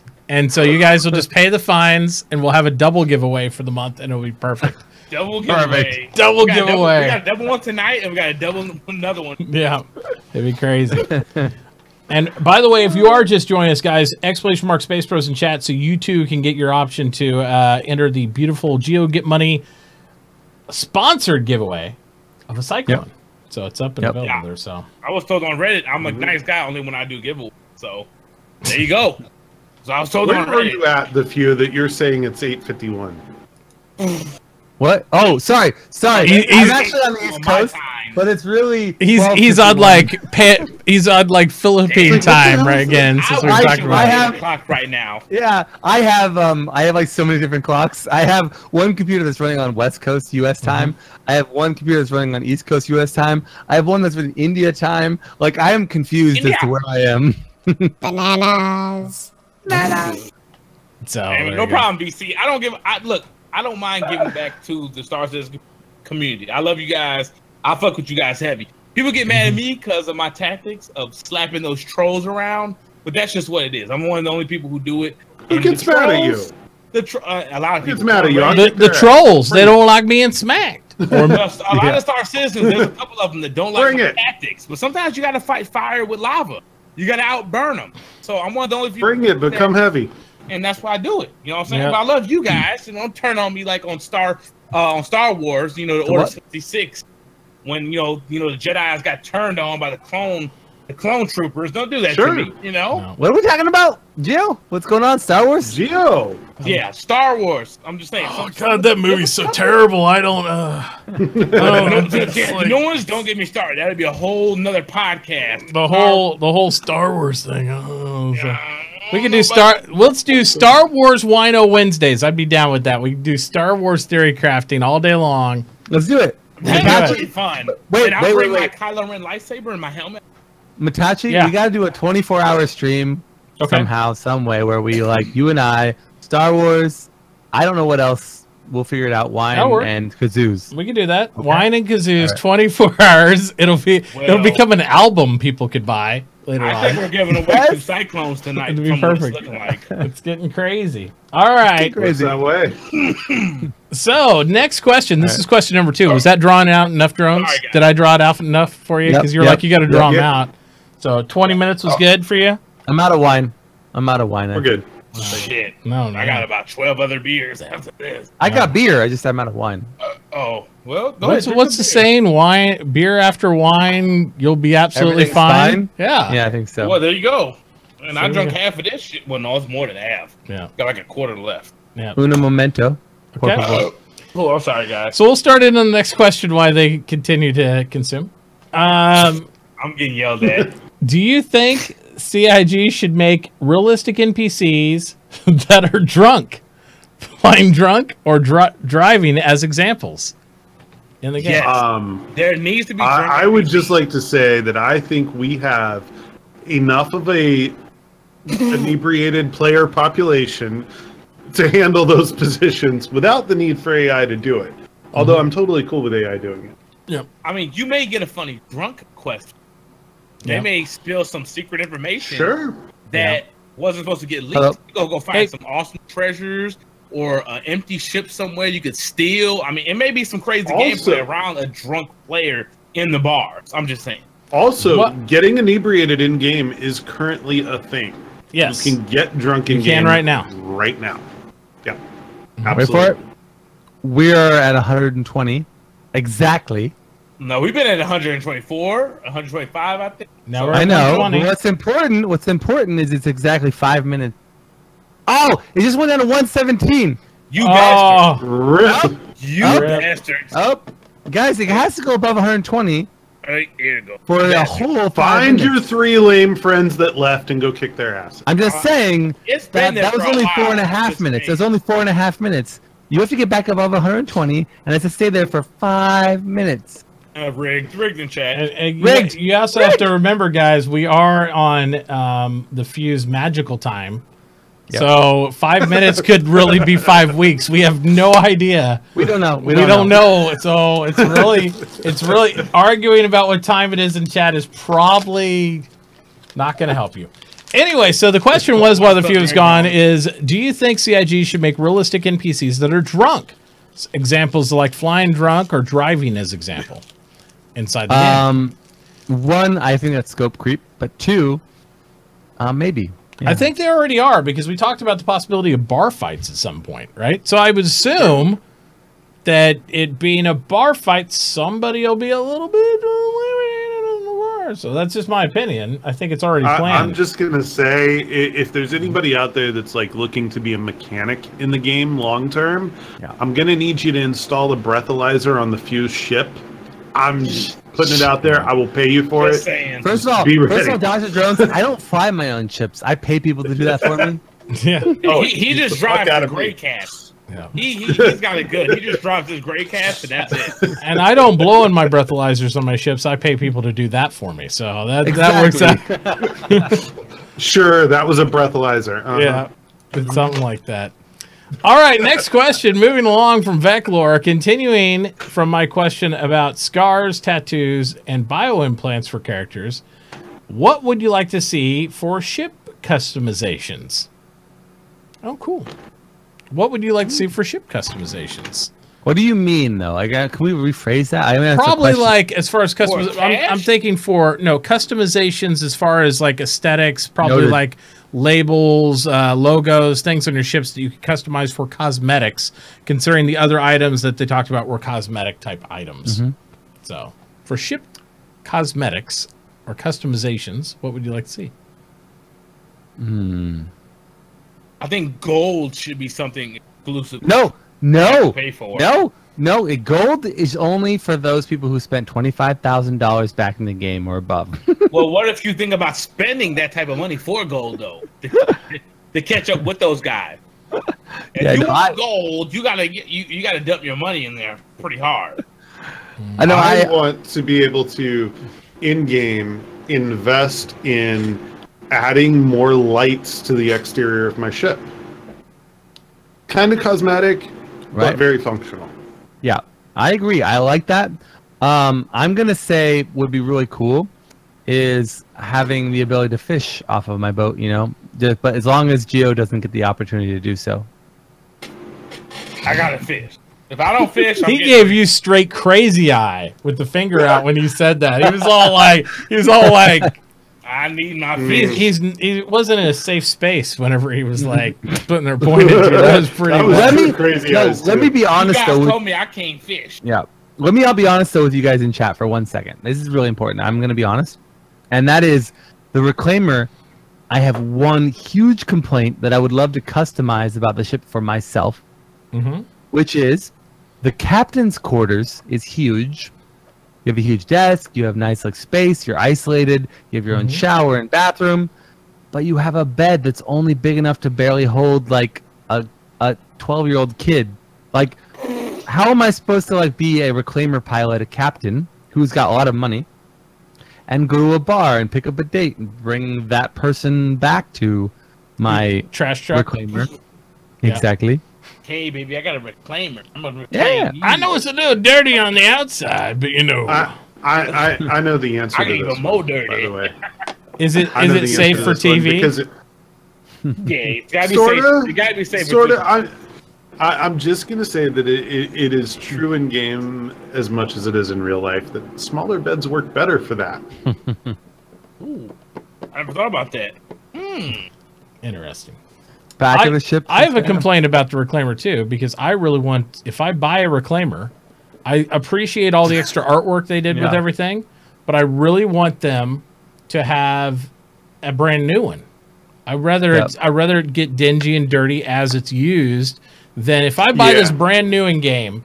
I don't want it to look like somebody crapped all over it, because I wouldn't buy a ship, after the fact like that. Do you not think that that's the plan and that this is just the initial insert? I don't know. Honestly. Maybe it is the plan. I'm fully willing to concede to that, but I would like to know that.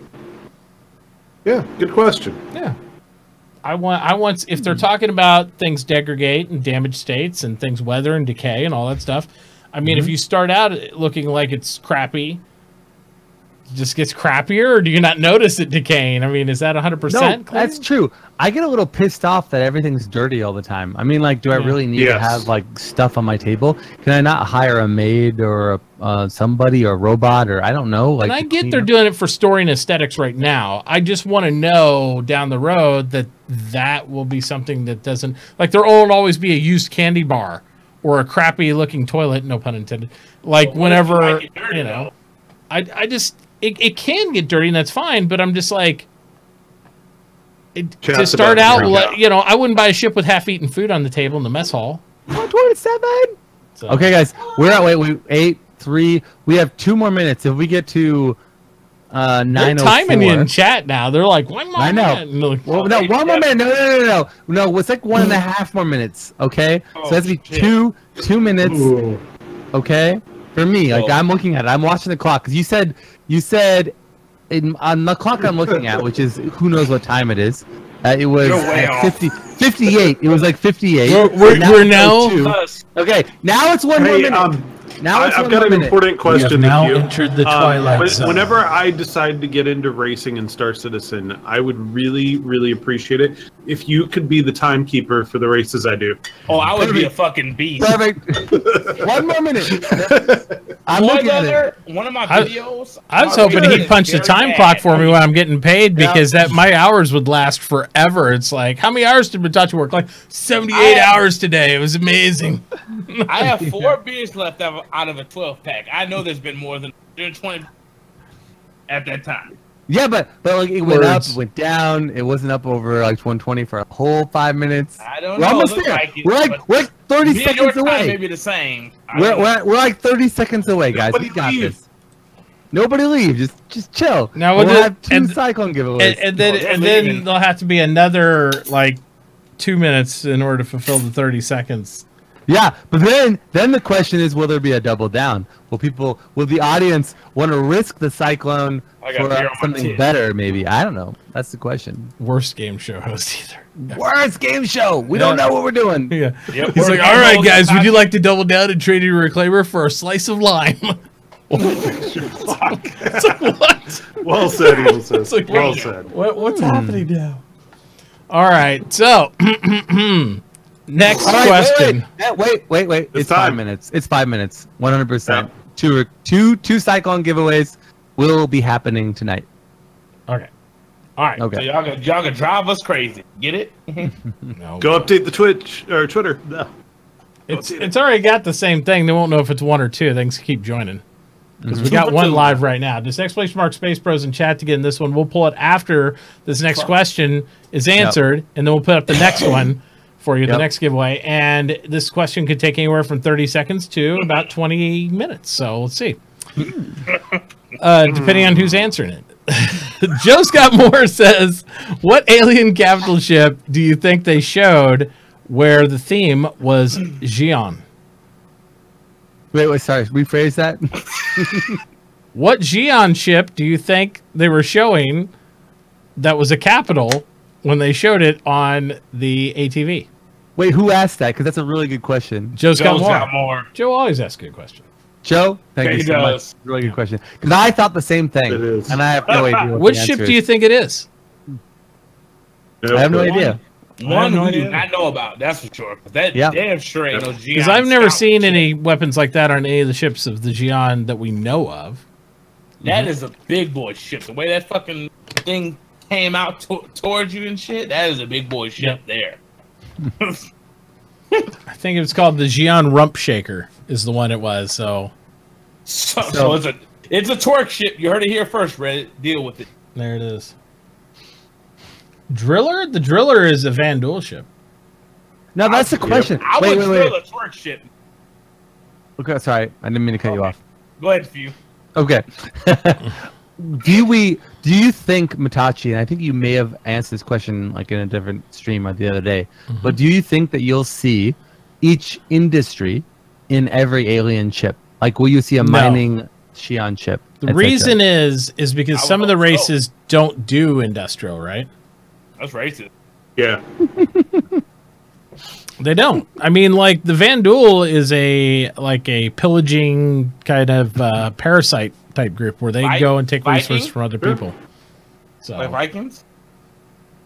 Yeah, Vikings. The Xi'an probably would have something, but the Banu are almost entirely traders. So they're not going to have probably a lot of it like industrial ships of their own. They're only going to have transport. Let me just tell you this, though. Practically, no civilization in the history of anything would ever survive if they didn't have every kind of, like... Well, they might have at some point, but I think that's the way their race lives. You know what I mean? Because the Banu even trade with the Van Duel. I'm just saying, if a Xi'an wants to be a miner, he should allow to be a miner.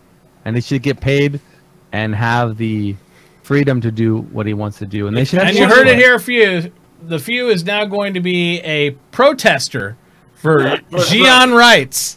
Xi'an rights. Xi'an rights. If you want to drill shit for a living, you should get paid. You heard it here. Yeah. So what a job to have. It's gonna be. He's gonna move to Xi'an, California, and start to protest for their rights. It's gonna happen. You just watch. California. All right. Oh, baby. All right. Next question from Veclor is coming up. But first, we're going to pull this amazing Cyclone raffle sponsored by the amazing Geo Get Money. And then we're going to put the one up by the amazing The Few. The amazing The Few. So if you haven't already entered this one with your beautiful 92 entries, this is your moment in time to enter here. And that's the most entries I ever heard. Yep. Oh. So get in there. You got 2 minutes, guys. Get it done. 2 whole minutes. Bunsen, why are you too late? You're not too late. You're not too late. You got 2 minutes from right now. The guy who enters after we pull this raffle will be too late, but he won't be too late for the next one that's coming up. That's the exact same thing. Yeah. Exactly. Tonight, you may get it tomorrow. Oh, hey, Auto Exec. Unless the audience wants to double down and we do something different. I don't know. Oh, man. We could do that. That means so we double down. That means we give Mitachi $1,000 so he can get his new standing desk he wants to get, and then wait, you don't have a standing desk? No, I've been watching. You know that uplift thing? Yeah, I know. I have the most amazing standing desk. I want to get the frame so I can put it under my desk, and then I'll do it live on stream. I priced out getting one, and the way I wanted it was like $2,000. I'm like, F that. No, so that's why I just want the base to attach my desk. Yeah. No, you have that one. I don't know if I have that one, but I have like the most amazing sit-stand desk ever created by mankind. What's it, the mechanical one that goes up and down? Yeah, no, it's programmable and it's amazing. Yeah. Guess what? I never stand.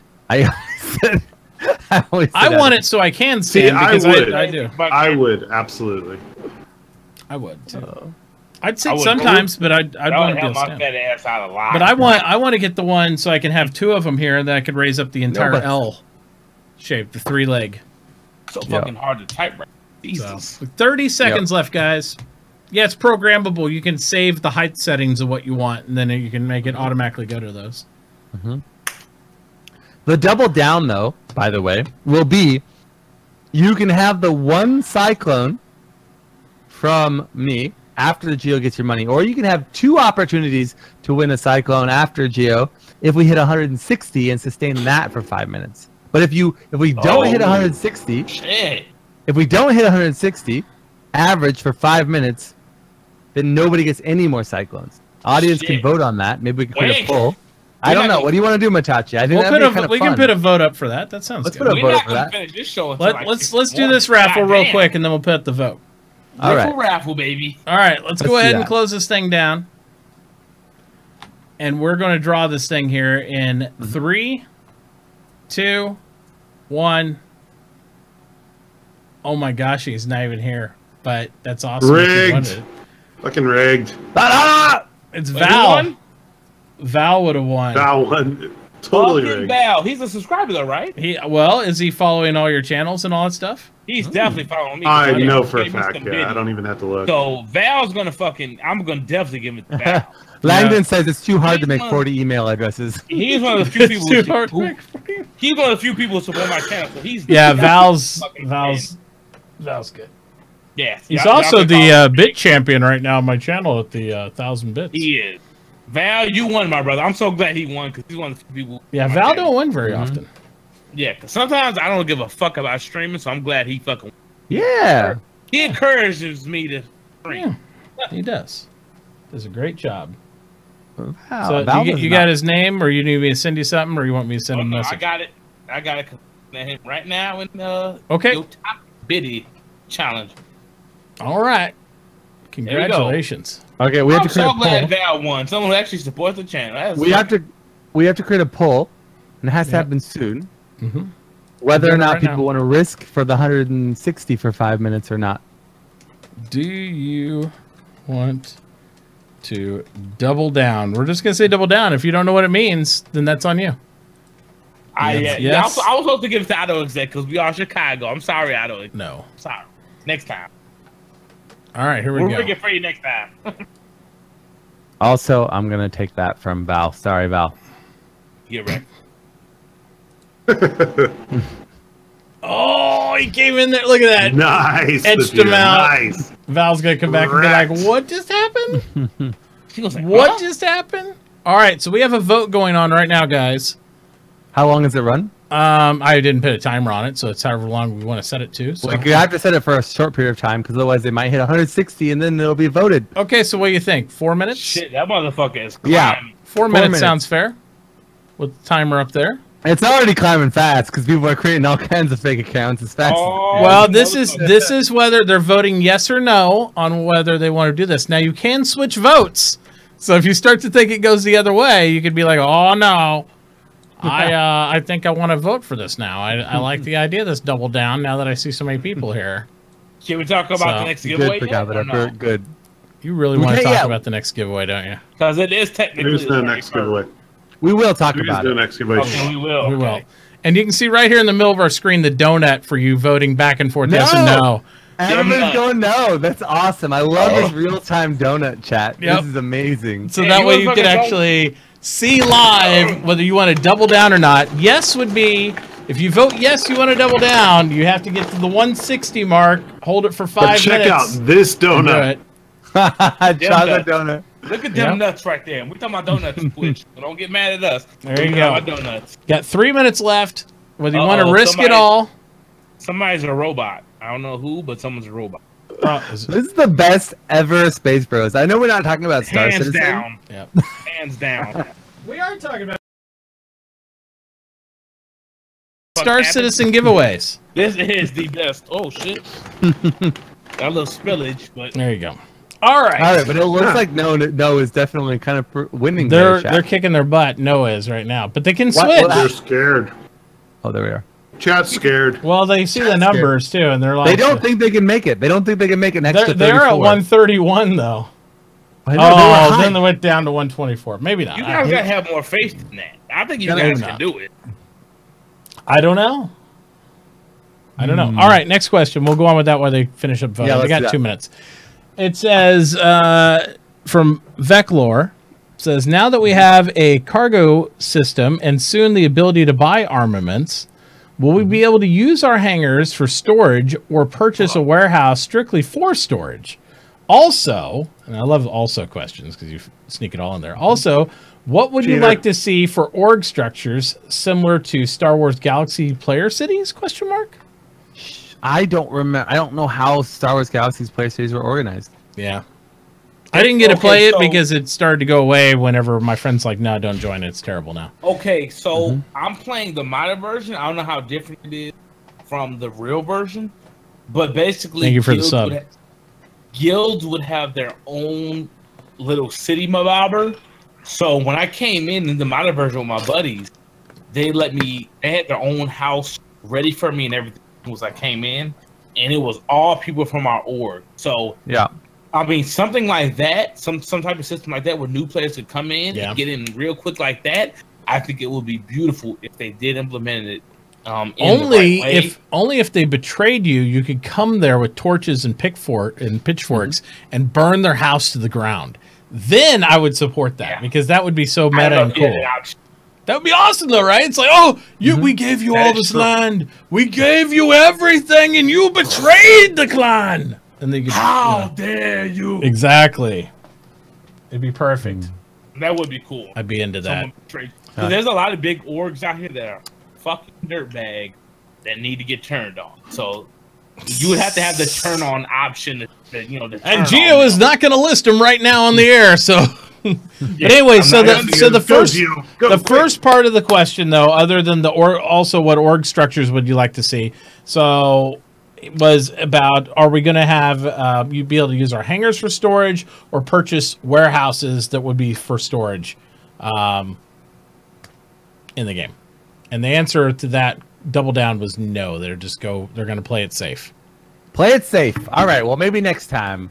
There definitely needs to be a warehouse for trading. I pack a lot of shit when I farm and shit and build my supplies. I definitely need a warehouse to pack all that shit at, or maybe in the same. Didn't they say that you would be able to use your hangar? I feel a clip coming from that. Yeah. Yeah. Uh-oh. Could be. Didn't they say that you would be able to store your equipment and stuff inside your warehouse or your hangar, though, at some point? Like a certain amount? Yes. I don't think they've ever specified amounts. I don't think they've ever specified anything specific to that, but that was the goal, that you would have your hangar, or you could rent other places and around the galaxy in order to store shit. So you guys in chat, by the way, are going to be so disappointed when we cross 160 for 5 minutes. It's going to be sad for you. Yeah, it's going to be a shitty fest. Yeah. You guys didn't believe. Let's see here. We do need a warehouse, though. Yes, definitely. And org structures, it would be cool to have the obligatory type of guild hall, like a main fortress structure. It would be cool to have all those type of things, I think, inside the game. So, but right now we have outposts. Yeah. So which are good luck or nothing cool like that. What happened? What happened? Gio's about to get in party trouble. Foul. Alcohol abuse. Well, I heard it. Gio's getting yelled at. Don't get Matachi banned. Not me. I mean, he's on your show. You're accountable for him. We're just gonna start blacking out one screen at a time. They're gonna go away. Well, technically, the storage, we can't put anything on those maps right now. Yeah. When I go to Levski and shit, I can't put any of my fucking shit in there right now. So if I go there, it's a loss. So. Right. We're so getting yelled. Matachi is going to curse us the fuck out of it. So I hope you guys any thoughts on how science mechanics will work? I.e. scanning nebula. That's really general, though. Oh, scanning nebula? Like an example, he gave scanning nebulas. Okay. That's from Jess. All right. Right. Yes. So I'm assuming when you're scanning a nebula, you're primarily looking for resources. Maybe, or any anomalies or something analyzed for science. I mean, right. Yeah. I think they haven't detailed it really. What do you think? They haven't really detailed it at this point. They haven't. So we know about the obligatory golf swing on the small ships, but we haven't looked at like the larger scanning systems to see how those are going to break down. I assume you're going to have some sort of options to like, because since it's player skill based, where you could eliminate different types of interference in a nebula. That would be fun. Like you're running a scan and you have like almost sliders, like when you're tuning your audio and you're trying to make it sound right on a mixer. I would like something similar on scans to where I have to actually, as a player, have to manipulate the stuff to filter out bad signals and kind of make it a little more based on my skill of like knowing how it works. Okay. That would be cool. Okay, now someone like me who doesn't have a mix, can you explain that more in a layman's term? Layman, how that works? You know, like what is a layman? You know, like the equalizer on your stereo.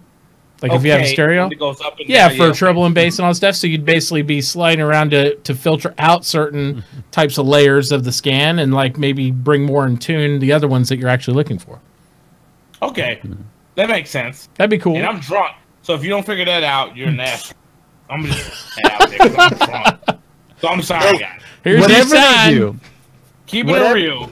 Whatever they do, it will require like some human interaction, and it'll be a micro mini game of some kind. Right? We're so wait, it's hilarious. I would like to say how successful we have been this entire. Like, I used to watch this show, by the way, before I was on the show. So, I'm sorry. I apologize for that. And he said, "My goal is to come on the show, get hammered, and then just totally fuck it all up." No, I'm just kidding. Destroy it. No, but seriously, Dr. Drones, no offense. What did I do? You were always like this. Yeah. Every show. No, I know. Yeah. And you're There's a good reason for that. You're always so serious. Called being tired. I know. Wait. But now that I'm on the show, you're just laughing 24/7. I'm just saying we've changed you. He brings the happy. It's because I love you, bro. Oh my gosh. I can't be out here no more. I can't. All right, so scanning nebulas will be awesome, and we have no effing clue how it'll work. Okay, next question from Agent says, do you guys think there will be retail stores planet-side for... Oh, rental stores planet-side for ground vehicles? So you get like a parking garage you could rent, I would assume is what he means by that. Wait, sorry, what was the question? Do you think there will be rental stores planet-side for ground vehicles? I'm assuming he means like a parking garage, somewhere to store your vehicle or equipment or something that will have planet-side that we could rent to store our vehicle and stuff. Yeah, of course. You're going to fly to a planet that you don't own a hangar on, and CIG is not going to let you park for free. That's like guaranteed. They're going to try to make their money where they can, and that's going to be renting. There you go. What do you think, Drones? Yeah, probably. Sounds good. I don't want to agree with a few, but most likely. Sure, let's go with it. And would you say, Dr. Drones, that you agree with me and 100% absolutely no questions asked? Absolutely not. Totally disagree. Hey, Dr. Drones, what do you think about kazoos? Do you like them? Are you good at playing them? Would you like to be a backup kazoo player in a band I'm forming? They're awesome. No. Yes. Yes, you want to be a backup kazoo player? Yes. Actually, funny story. About 30 minutes ago, I ordered mine, so I'm on it. You heard it here first, guys. SpaceBro kazoo band is happening. There you go. We'll have to find a we'll have to do like 2001 Space Odyssey or something. We'll have to do some real spacey song in order to like fully implement the If you chat wants Yell Kazoo edition. Oh my god. How does it go again? You'll have to listen to it. No, it's stuck in my head. Gio, do you have any opinions on the storing vehicles, or are you good? Gio's broken. The vehicles for being able to store vehicles planet side. Do you think we'll be able to rent like warehouses to store vehicles and equipment? We should, because on my video I was very shell shocked that I could not bring any vehicles. Well, ships, ground vehicles, you were good. Ships, I'm like, what the fuck? What if I crash my ship and I run to the outpost and I can't call my ship? I mean, you're just fucked, no loop. So I mean, Saji, you gotta bring the ships ground side where you can call them. I know you're supposed to be all this real life them, and you know that's cool and all, but you got to give the option where you can call your ship from the ground to the planet. You know what I'm saying? Because you don't want to be down on the ground. Fuck. Yeah. Okay. I get it. So I'm into that. You gotta have ships on the ground. Sounds good. I know that's gonna piss off some people's immersion. You know. They'll get over it. That's how I gotta be. You're gonna have the ships on the ground for what again? Sorry. In case when you come on planet with your ship and it gets crashed and you're fucked on ground, say if you got a parachute or a wingsuit or whatever the case may be, whatever they implement in the future, after your ship crashes and you're walking on land and you can't just kill yourself for the hell of it, and just like an alpha, you need to have a way to spawn your ship on planet side. No, you don't. No, you don't. No, you don't. That's absolutely not. That's why they invented the service beacon. Yep. Well, if we're giving Uber. Wait. If we're giving people ships back for not paying their fucking insurance after they got 1,000,001 notifications, then we need to have a way that we can spawn our ships on the planet. Because to be honest, no. Why? That's like ruins my immersion. Because if you spend money on a ship and they keep giving you warnings, if you don't have LTI, by the way. If you don't have LTI, they keep saying, get insurance, you gotta renew it, and you don't, and you said, fuck you. No Gundam. Then you need to lose that fucking ship. There shouldn't be a way for you to buy that ship after they gave you multiple warnings. Yeah, if they give you multiple warnings and you don't pay for insurance and you lose your ship, you're effed. I'm sorry. That's just the way it works. Right now they say that, but right now they say that's not going to happen. It will. No. It will. They're not. Who said that it's not going to happen? They did. CIG. Did. Because of the snowflake. What were the exact words? The exact words are, it will cost you more money, but no one will ever lose their ship they paid for with real cash. I spend money so the Second Amendment, in this case of the Star Citizen, is everybody has the right. Hold on, let me pull out the Star Citizen Constitution. Yeah, exactly. Everybody has the right to own and bear the ships they paid cash for. We're going to have a Constitution and amendments. That's right. Let me pull out the Star Written and authored by the few. I have the Star Citizen Bill of Rights right here. I refuse to pay my insurance on the ship after I didn't have LTI, so I should not have to lose it because of the snowflake mentality. That's I understand. He's going to play John Adams. He's going to write our Constitution and I will make all this happen. And my Constitution will say, "Get ready." Yep. Chat, would you like me to write the Constitution for the citizens of Star Citizen? Okay, I don't know. Yes, absolutely. Yes, whatever. Do it. Eldril says he just posted a Star Wars theme sheet for Kazoo music for a cover band on the random shit section of the SpaceBro Discord. Thank you so much. We'll observe that and we'll see what we can come up with. I love you too, Antas. All right, Jay Lee wants to know if I like him better than Discord. Wait, Jay Lee, where? He's not in here. He's not in here. It's a troll. Don't lie. But don't make me take another shot. Don't do it. But Jay Lee, for you. Jay Lee knows that my love for him and Disco is very different. Jay Lee, if you say something in chat right now, we're giving away another Cyclone. I'm not regardless of any of the numbers. I'm not fucking looking. Okay. If any of the numbers. Lukewarm Soup Bye, Gio. has a question, and his question is, he wants to know everybody's favorite ships. Oh, don't put me on the spot like that. I'll go last. Wait, isn't this the question that comes up every time we stream? Every time we stream. Ships? Okay. I'm going to give two answers to that. Okay, go for it. Oh, this is right. Okay. I can't do it. I'm going to do it. I got it. I can't resist. So, ships that can be purchased, and I'll then add ships that can't. Wait, are we talking about viable ships or not viable ships? He didn't specify. I'm going to go with whatever. I'm going to go with whatever. Overall, we'll just say overall. Flyable, non-flyable, whatever. Actually, I'll answer three then. That's pretty easy. Flyable, I love my 85X. Don't ask me to explain that, I do. Non-flyable, I love the idea of the Carrack, so that's my non-flyable. And ones that we can't purchase, I would kill for a Pegasus. Not the Bengal, the Pegasus. Shit. Yeah. So there's my three. Hit me up. Sorry, what did you say? What did you say? I want to judge you. 85X for flyable. Yep. Carrack for not flyable but viable. And then Pegasus for not viable. Oh, shit. Well, I disagree with you. Of course you do. That's your job.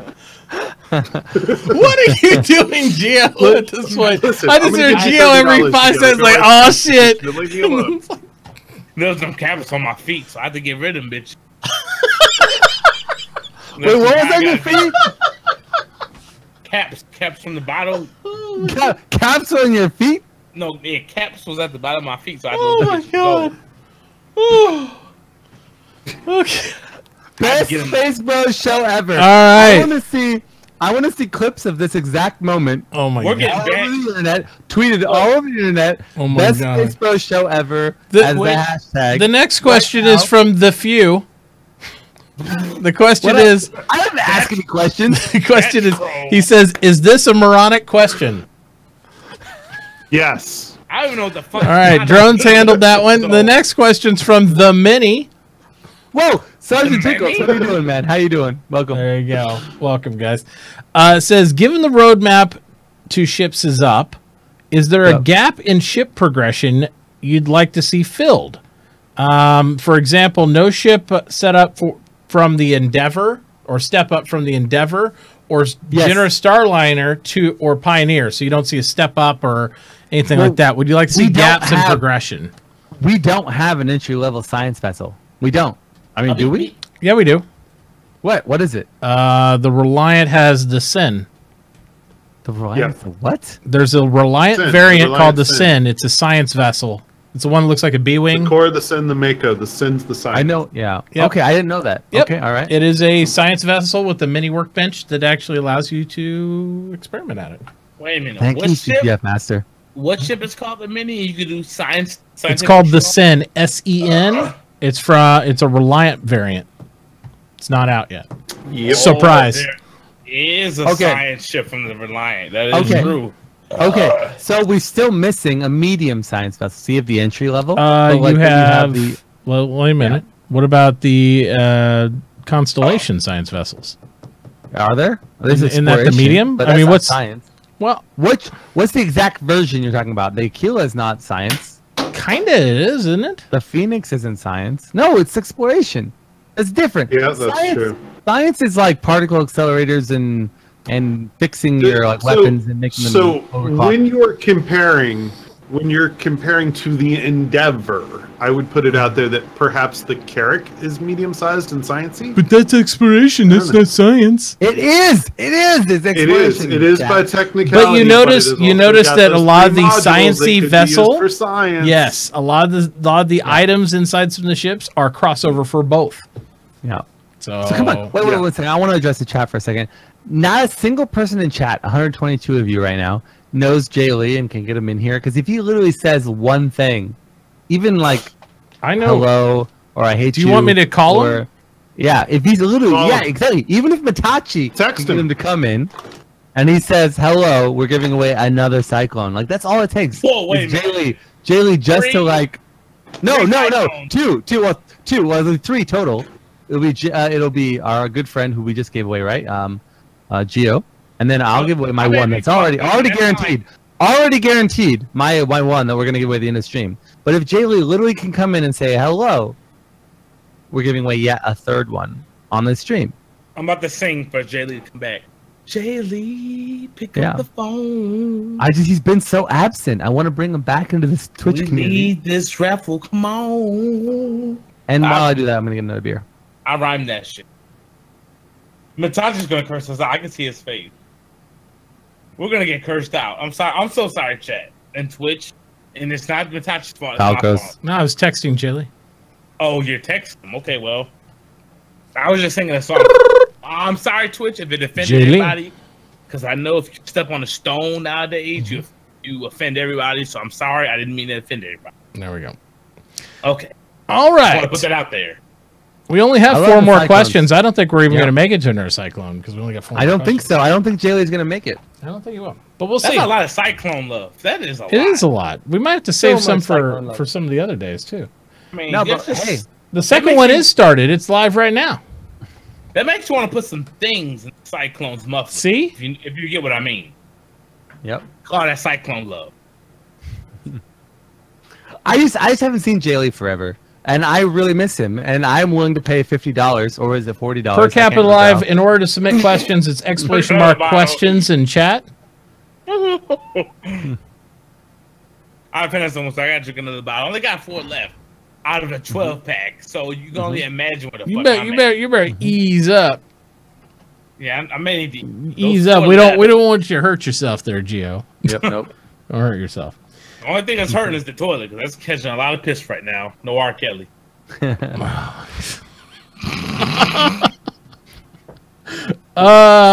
So what is worse? People claiming SE is a scam, or flat earthers, or Gio being extremely drunk on your show? I added in the last part. Oh, Gio getting called out. Oh, shit. Let me think. Hold on. I want to answer this one. Go ahead, Drone. You get it first. I can totally respect people having different beliefs than mine, but if you think the Earth is flat and Daymar is round, you are wrong. Why? Daymar is flat, Earth is round. Get over it. I'm a flat Daymarist. I've been a flat Daymarist for years, so don't fired at CIG or no, it's just flat. Why are you judging me? I'll refer back to the moronic. Why, Dr. Jones? Why are you so sure that the Earth is round? Because it is. I agree with you. Smart decision. Thank you. Eldril, I won't ask that question, but we'll probably end up ending the show after the next 3 questions just for safety reasons, in my opinion. Wait, why? Ask it. There's no way the Earth could be flat because I done seen some very round buttocks on this Earth. So that can't even be possible. And I'm sorry, Twitch. So I'm not going against TOS. I use a scientific term. I'm sorry. I'm sorry for Matachi. So if you want to ban my channel, you can go ahead and ban mine. Matachi did. Now we're gonna get it wrapped up the next 3 questions. Just you're never gonna see Gio get your money on this show again. So no, you hang will. out. You will. It will. We're just gonna have to put a Gio timeout timer above his head, and if it gets a little too solid, he'll get a timeout. And my screen's gonna look like. Yep. There you go. All right. So next question is from Chris Roberts, the other black turtleneck. What the fuck was that? I don't know. Chris Roberts. Yep. Can we all agree CIG marketing decisions so far make you want to tear your hair out? Wait, sorry, do it again. Say it again. Can we all agree that CIG marketing decisions so far make you want to tear your hair out? No. What other company do you think CIG should take notes from in terms of marketing strategies? Nobody. First off, no, because no hair. So, yeah. Are you upset that you can't have a baldish like player in the game? No, not at all. Okay, sorry. Not in the least. Not bothered by. I kind of am because I do like the clean cut like that. I mean, that's me. But well, I don't judge what you're into, but I just don't care. Like, whatever. Hair, no hair, whatever. But no. As far as marketing decisions, team, I'm sorry. I think they've made some good moves and some bad moves. I don't think they make me want to tear my hair out. Mm-hmm. I agree, actually, 100%. I think that there's a few things they've done that are questionable. Yes. But 90% of what they've done have been really good and propped the game up and have kept the momentum of new people coming in and have really complemented the work the development team's been doing. So, yeah. Well, and I would agree. I think that some of the highlights of bad decisions they've made were just, in our opinion, bad decisions, but 180 million doesn't really make it look like it's a bad decision, right? I mean, they're being profitable. They're continuing to help support the game. And I think some of the bad decisions they make, and I'll admit, I think some of the decisions I didn't agree with at all. The referral system, I think, was way off target. There's other elements, that came in there. But overall, I can say this. They've progressed a lot over the last 3 years and making some good ones. I think they're also keyed into talking more to the community team. And I think the more they communicate with the people and the members of CIG, they're actually interfacing with the community from devs to the community team and stuff of that nature, I think is making them more directed towards that. Not every marketing decision is directed at us, the existing backer. We have to remember that. Right. And there's also, I want you to point to any company and show me any company that hasn't made bad marketing decisions in gaming, because there are some way more terrible companies that have done some really dumb shit. Call of Duty. Yeah. Sorry. So I think nobody's perfect. So, they have made bad ones, but I think they've made some really positive ones too. Say what you want about their marketing team, but you're here. Yep. And you're playing a game. And let's also say Amazon, damn it, Geo, Intel. I mean, there's some really good partnerships they're building, and it's not just anybody building those partnerships. So the marketing team is a chief player in those. Yeah. And when you have a company that's a smaller group, because make no mistake, they're still a smaller group, that's also can tout, hey, we're partnered with Intel for this.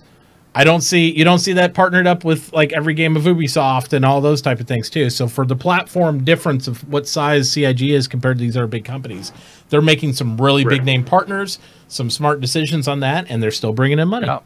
So I agree. Yep. There you go. Exactly. If you're bringing more money in, I know it sucks. So I want them to say we're even as bad as anybody else.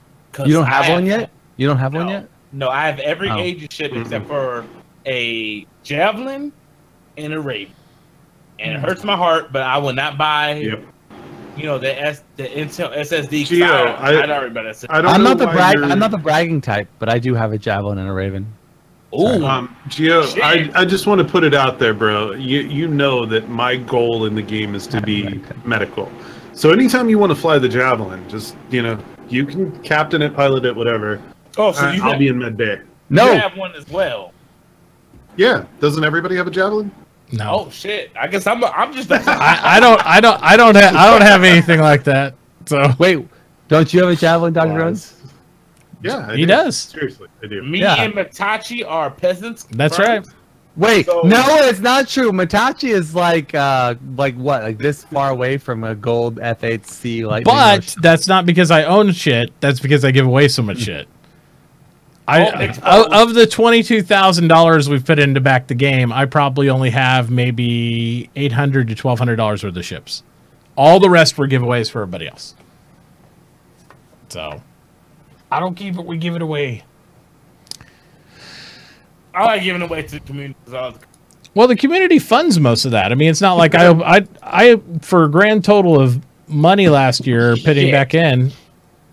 Gio's gonna electrocute himself or something over there in a minute. So let's get through this stuff. Did you catch on today's RTV? They talked about the concept creating the Titan suit. Oh shit! I've been waiting for that motherfucker. And please, CIG, sell the alien ship, please. Wait, which alien ship are we talking about now? The one with the flowers? I don't know. It's from today's RTV. Flower power ship. Flower power. There you go. So are they making a alien flower ship or their own separate one, or it's an alien? Well, they talked about they're making the concept for the Titan suit in the process in doing that. So the Titan suit is a thing being concepted and created right now. What happened to the show, the next great Space Marine? I don't know what it was called. Yeah, where they're going to do the helmet. They ended that show when they decided the Redeemer would never be built. Well, shut your mouth. You better shut your mouth before I fly to New York. Good God. Matachi, you're welcome to come here whenever you want. We can play the kazoo together. I'm going to Reddit. After I beat you down for talking bad about my Redeemer. Oh. My Redeemer, man. Don't be saying that stuff. Come on. I can't. I hope they turn that into an attack chopper, like just something air to ground. I think that would be so cool just to have massive guns for that. Not trying to make some ship that's not made for dogfighting a dogfighter. I just hope they do that. like a Hind, like what was that ship? What is that helicopter in real life? The Hind 24 or something like that? Yeah, the Russian one. That's the one Red Alert or whatever. I think so. And that's a pretty good fucking gunship. That's what I'm talking about. Fucking be good. Mm-hmm. It is. But I think it was impractical, and everything they did with that, all the production value, everything they had to do behind the scenes, and then they had to modify those ships to actually make them in the PU. So basically, recreate the ship that won. I think it didn't make sense, to be honest, for where they're at now. I'm not saying they shouldn't revisit that show after beta or something, like whenever they have the game on the path to launch, start to bring the community concepts of ideas still back into the game. Then sure. But right now, when we're pushing forward through the gameplay and all the game mechanic production, it's a bad time to try to do some big production show like that. It just doesn't make sense. I mean, they already canceled their whole Gamescom thing, so they didn't. That way, they save time and money on that. I don't see why they'd start another Next Greatest Starship or Space Marine. I'm not gonna lie. When I was a console peasant, that was one of the things that got me really hooked into this game. Yep, was that show, so it could actually help more than hurt. But if it takes a lot of resources, true, to do that, and we're waiting for game mechanics, it's like, hey, look at all the shiny. Now do what Geo did and wait 4 years for the game to come to a playable state. Oh, shit. I don't think I don't think we're there. Wait, did you just take a hiatus from the game because you're just like, no, this isn't good enough for me? Is that what happened? I think his machine's having problems with the game a little bit. Well, yeah, I can't live stream. Yeah, you can't live stream it. When my CPU spikes, I get shut off from Twitch. Yeah. Oh. So because he's single machine. Fishing. Yeah, I'm a single machine peasant. So anyone who wants to donate to the cause, I can live stream this truth. What do you need? What do you need? I have some parts lying around here somewhere. Oh shit! When anything like, over in, for example, I've got this stuff. I literally just have this lying around. I don't even know what is this thing. Oh my god! It's a 980 Ti. Do you want a 980 Ti? That would work. I need that. All I have what's your address? What's your address? I'll send it over to you. Let's not say it on the air. Yeah. Why not? You already showed your ID. Let's go all the way, man. Come on. I cut it off. Holy shit! Don't hold back. I'm not using this for anything. I don't know. Is it good for anything? I don't know. Geo just won a 980 Ti or 1080 Ti. So mark that. Next question is why does the Reclaimer have a huge set of lights on the front, but it's pitch black everywhere else? Would it make sense for the ships to be lit up all the way around at least a bit? I assume the lights in the front are because that's where the operation for the claw is happening. Also, you don't want to draw attention to your salvage operations. Right. So, no. Then you wouldn't fly a Reclaimer in there, because I don't see how you not draw attention to your salvage operations when you fly a small city at the Rex. I mean, it's a big-ass ship. It's like, isn't it kind of funny the Reclaimer has a stealth mode? Like, is that really a thing? Yes, like, it's hilarious. It is hilarious. But let me say how glorious the floodlights on that freaking ship are. Can we put those on every other ship in the game so we can see what's going on? Like seriously, wait. This is really important. I did one experiment with this freaking Reclaimer that I was just blew me away.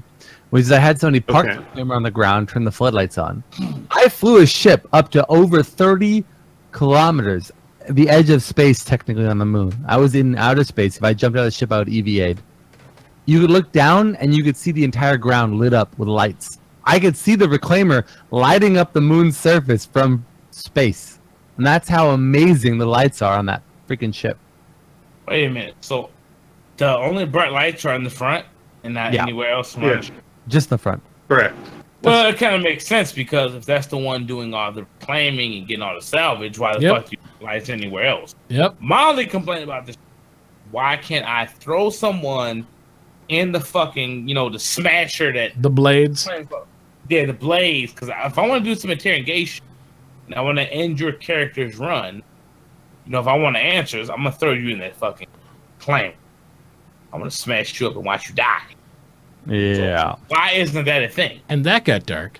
Elderol says... They got to come in through the front. Well, I didn't mean to get dark, but no, I'm just kidding. I can do that type of thing. I get I'm sorry, Natasha. I know you're going to curse me. No, you're all good. Eldro says, what are the odds Gio will still be able to talk if we drag out the stream another hour?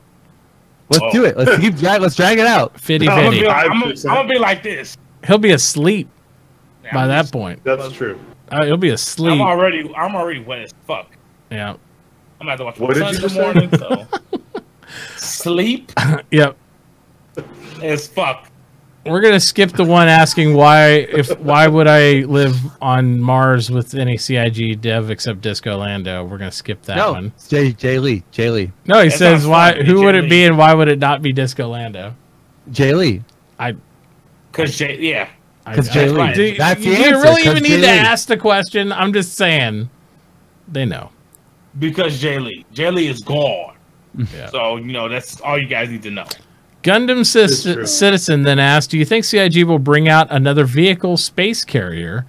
This carrier can hold 6 Cyclones. There'll be something else. Guaranteed. I think the thing that one they had us vote on for the concept and it didn't win, I think they'll bring that one out. The vehicle carrier. Or Reef. That's how. Because they talked about it like, what was it, like the Star Lifter or something like they were talking about, and then it didn't win the vote. Starliner. No, it was a lift. It was something that lost the vote when they did that. It's called the Star Lifter, you guys, who don't pay attention to the media and the news and all that's important. Fake news.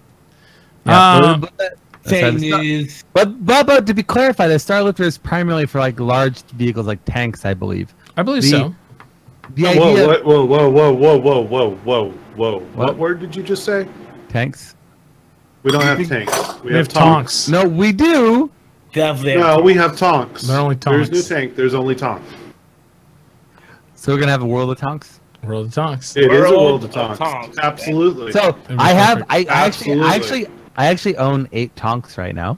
Gio's literally going to pick glass in his eye next. Let's go ahead and move on. Yeah. Wait, no, we can't move on yet. Gio, I have 8 of them. I've been thinking about giving them away, but I haven't given them away because part of me in the back of my mind is like, when they eventually become playable, I want to have a 4v4 tonk battle, right? Yep, we need to do it. Yep. Like battle tanks, except there'd be battle tonks. I'm definitely down for that, battle tonks.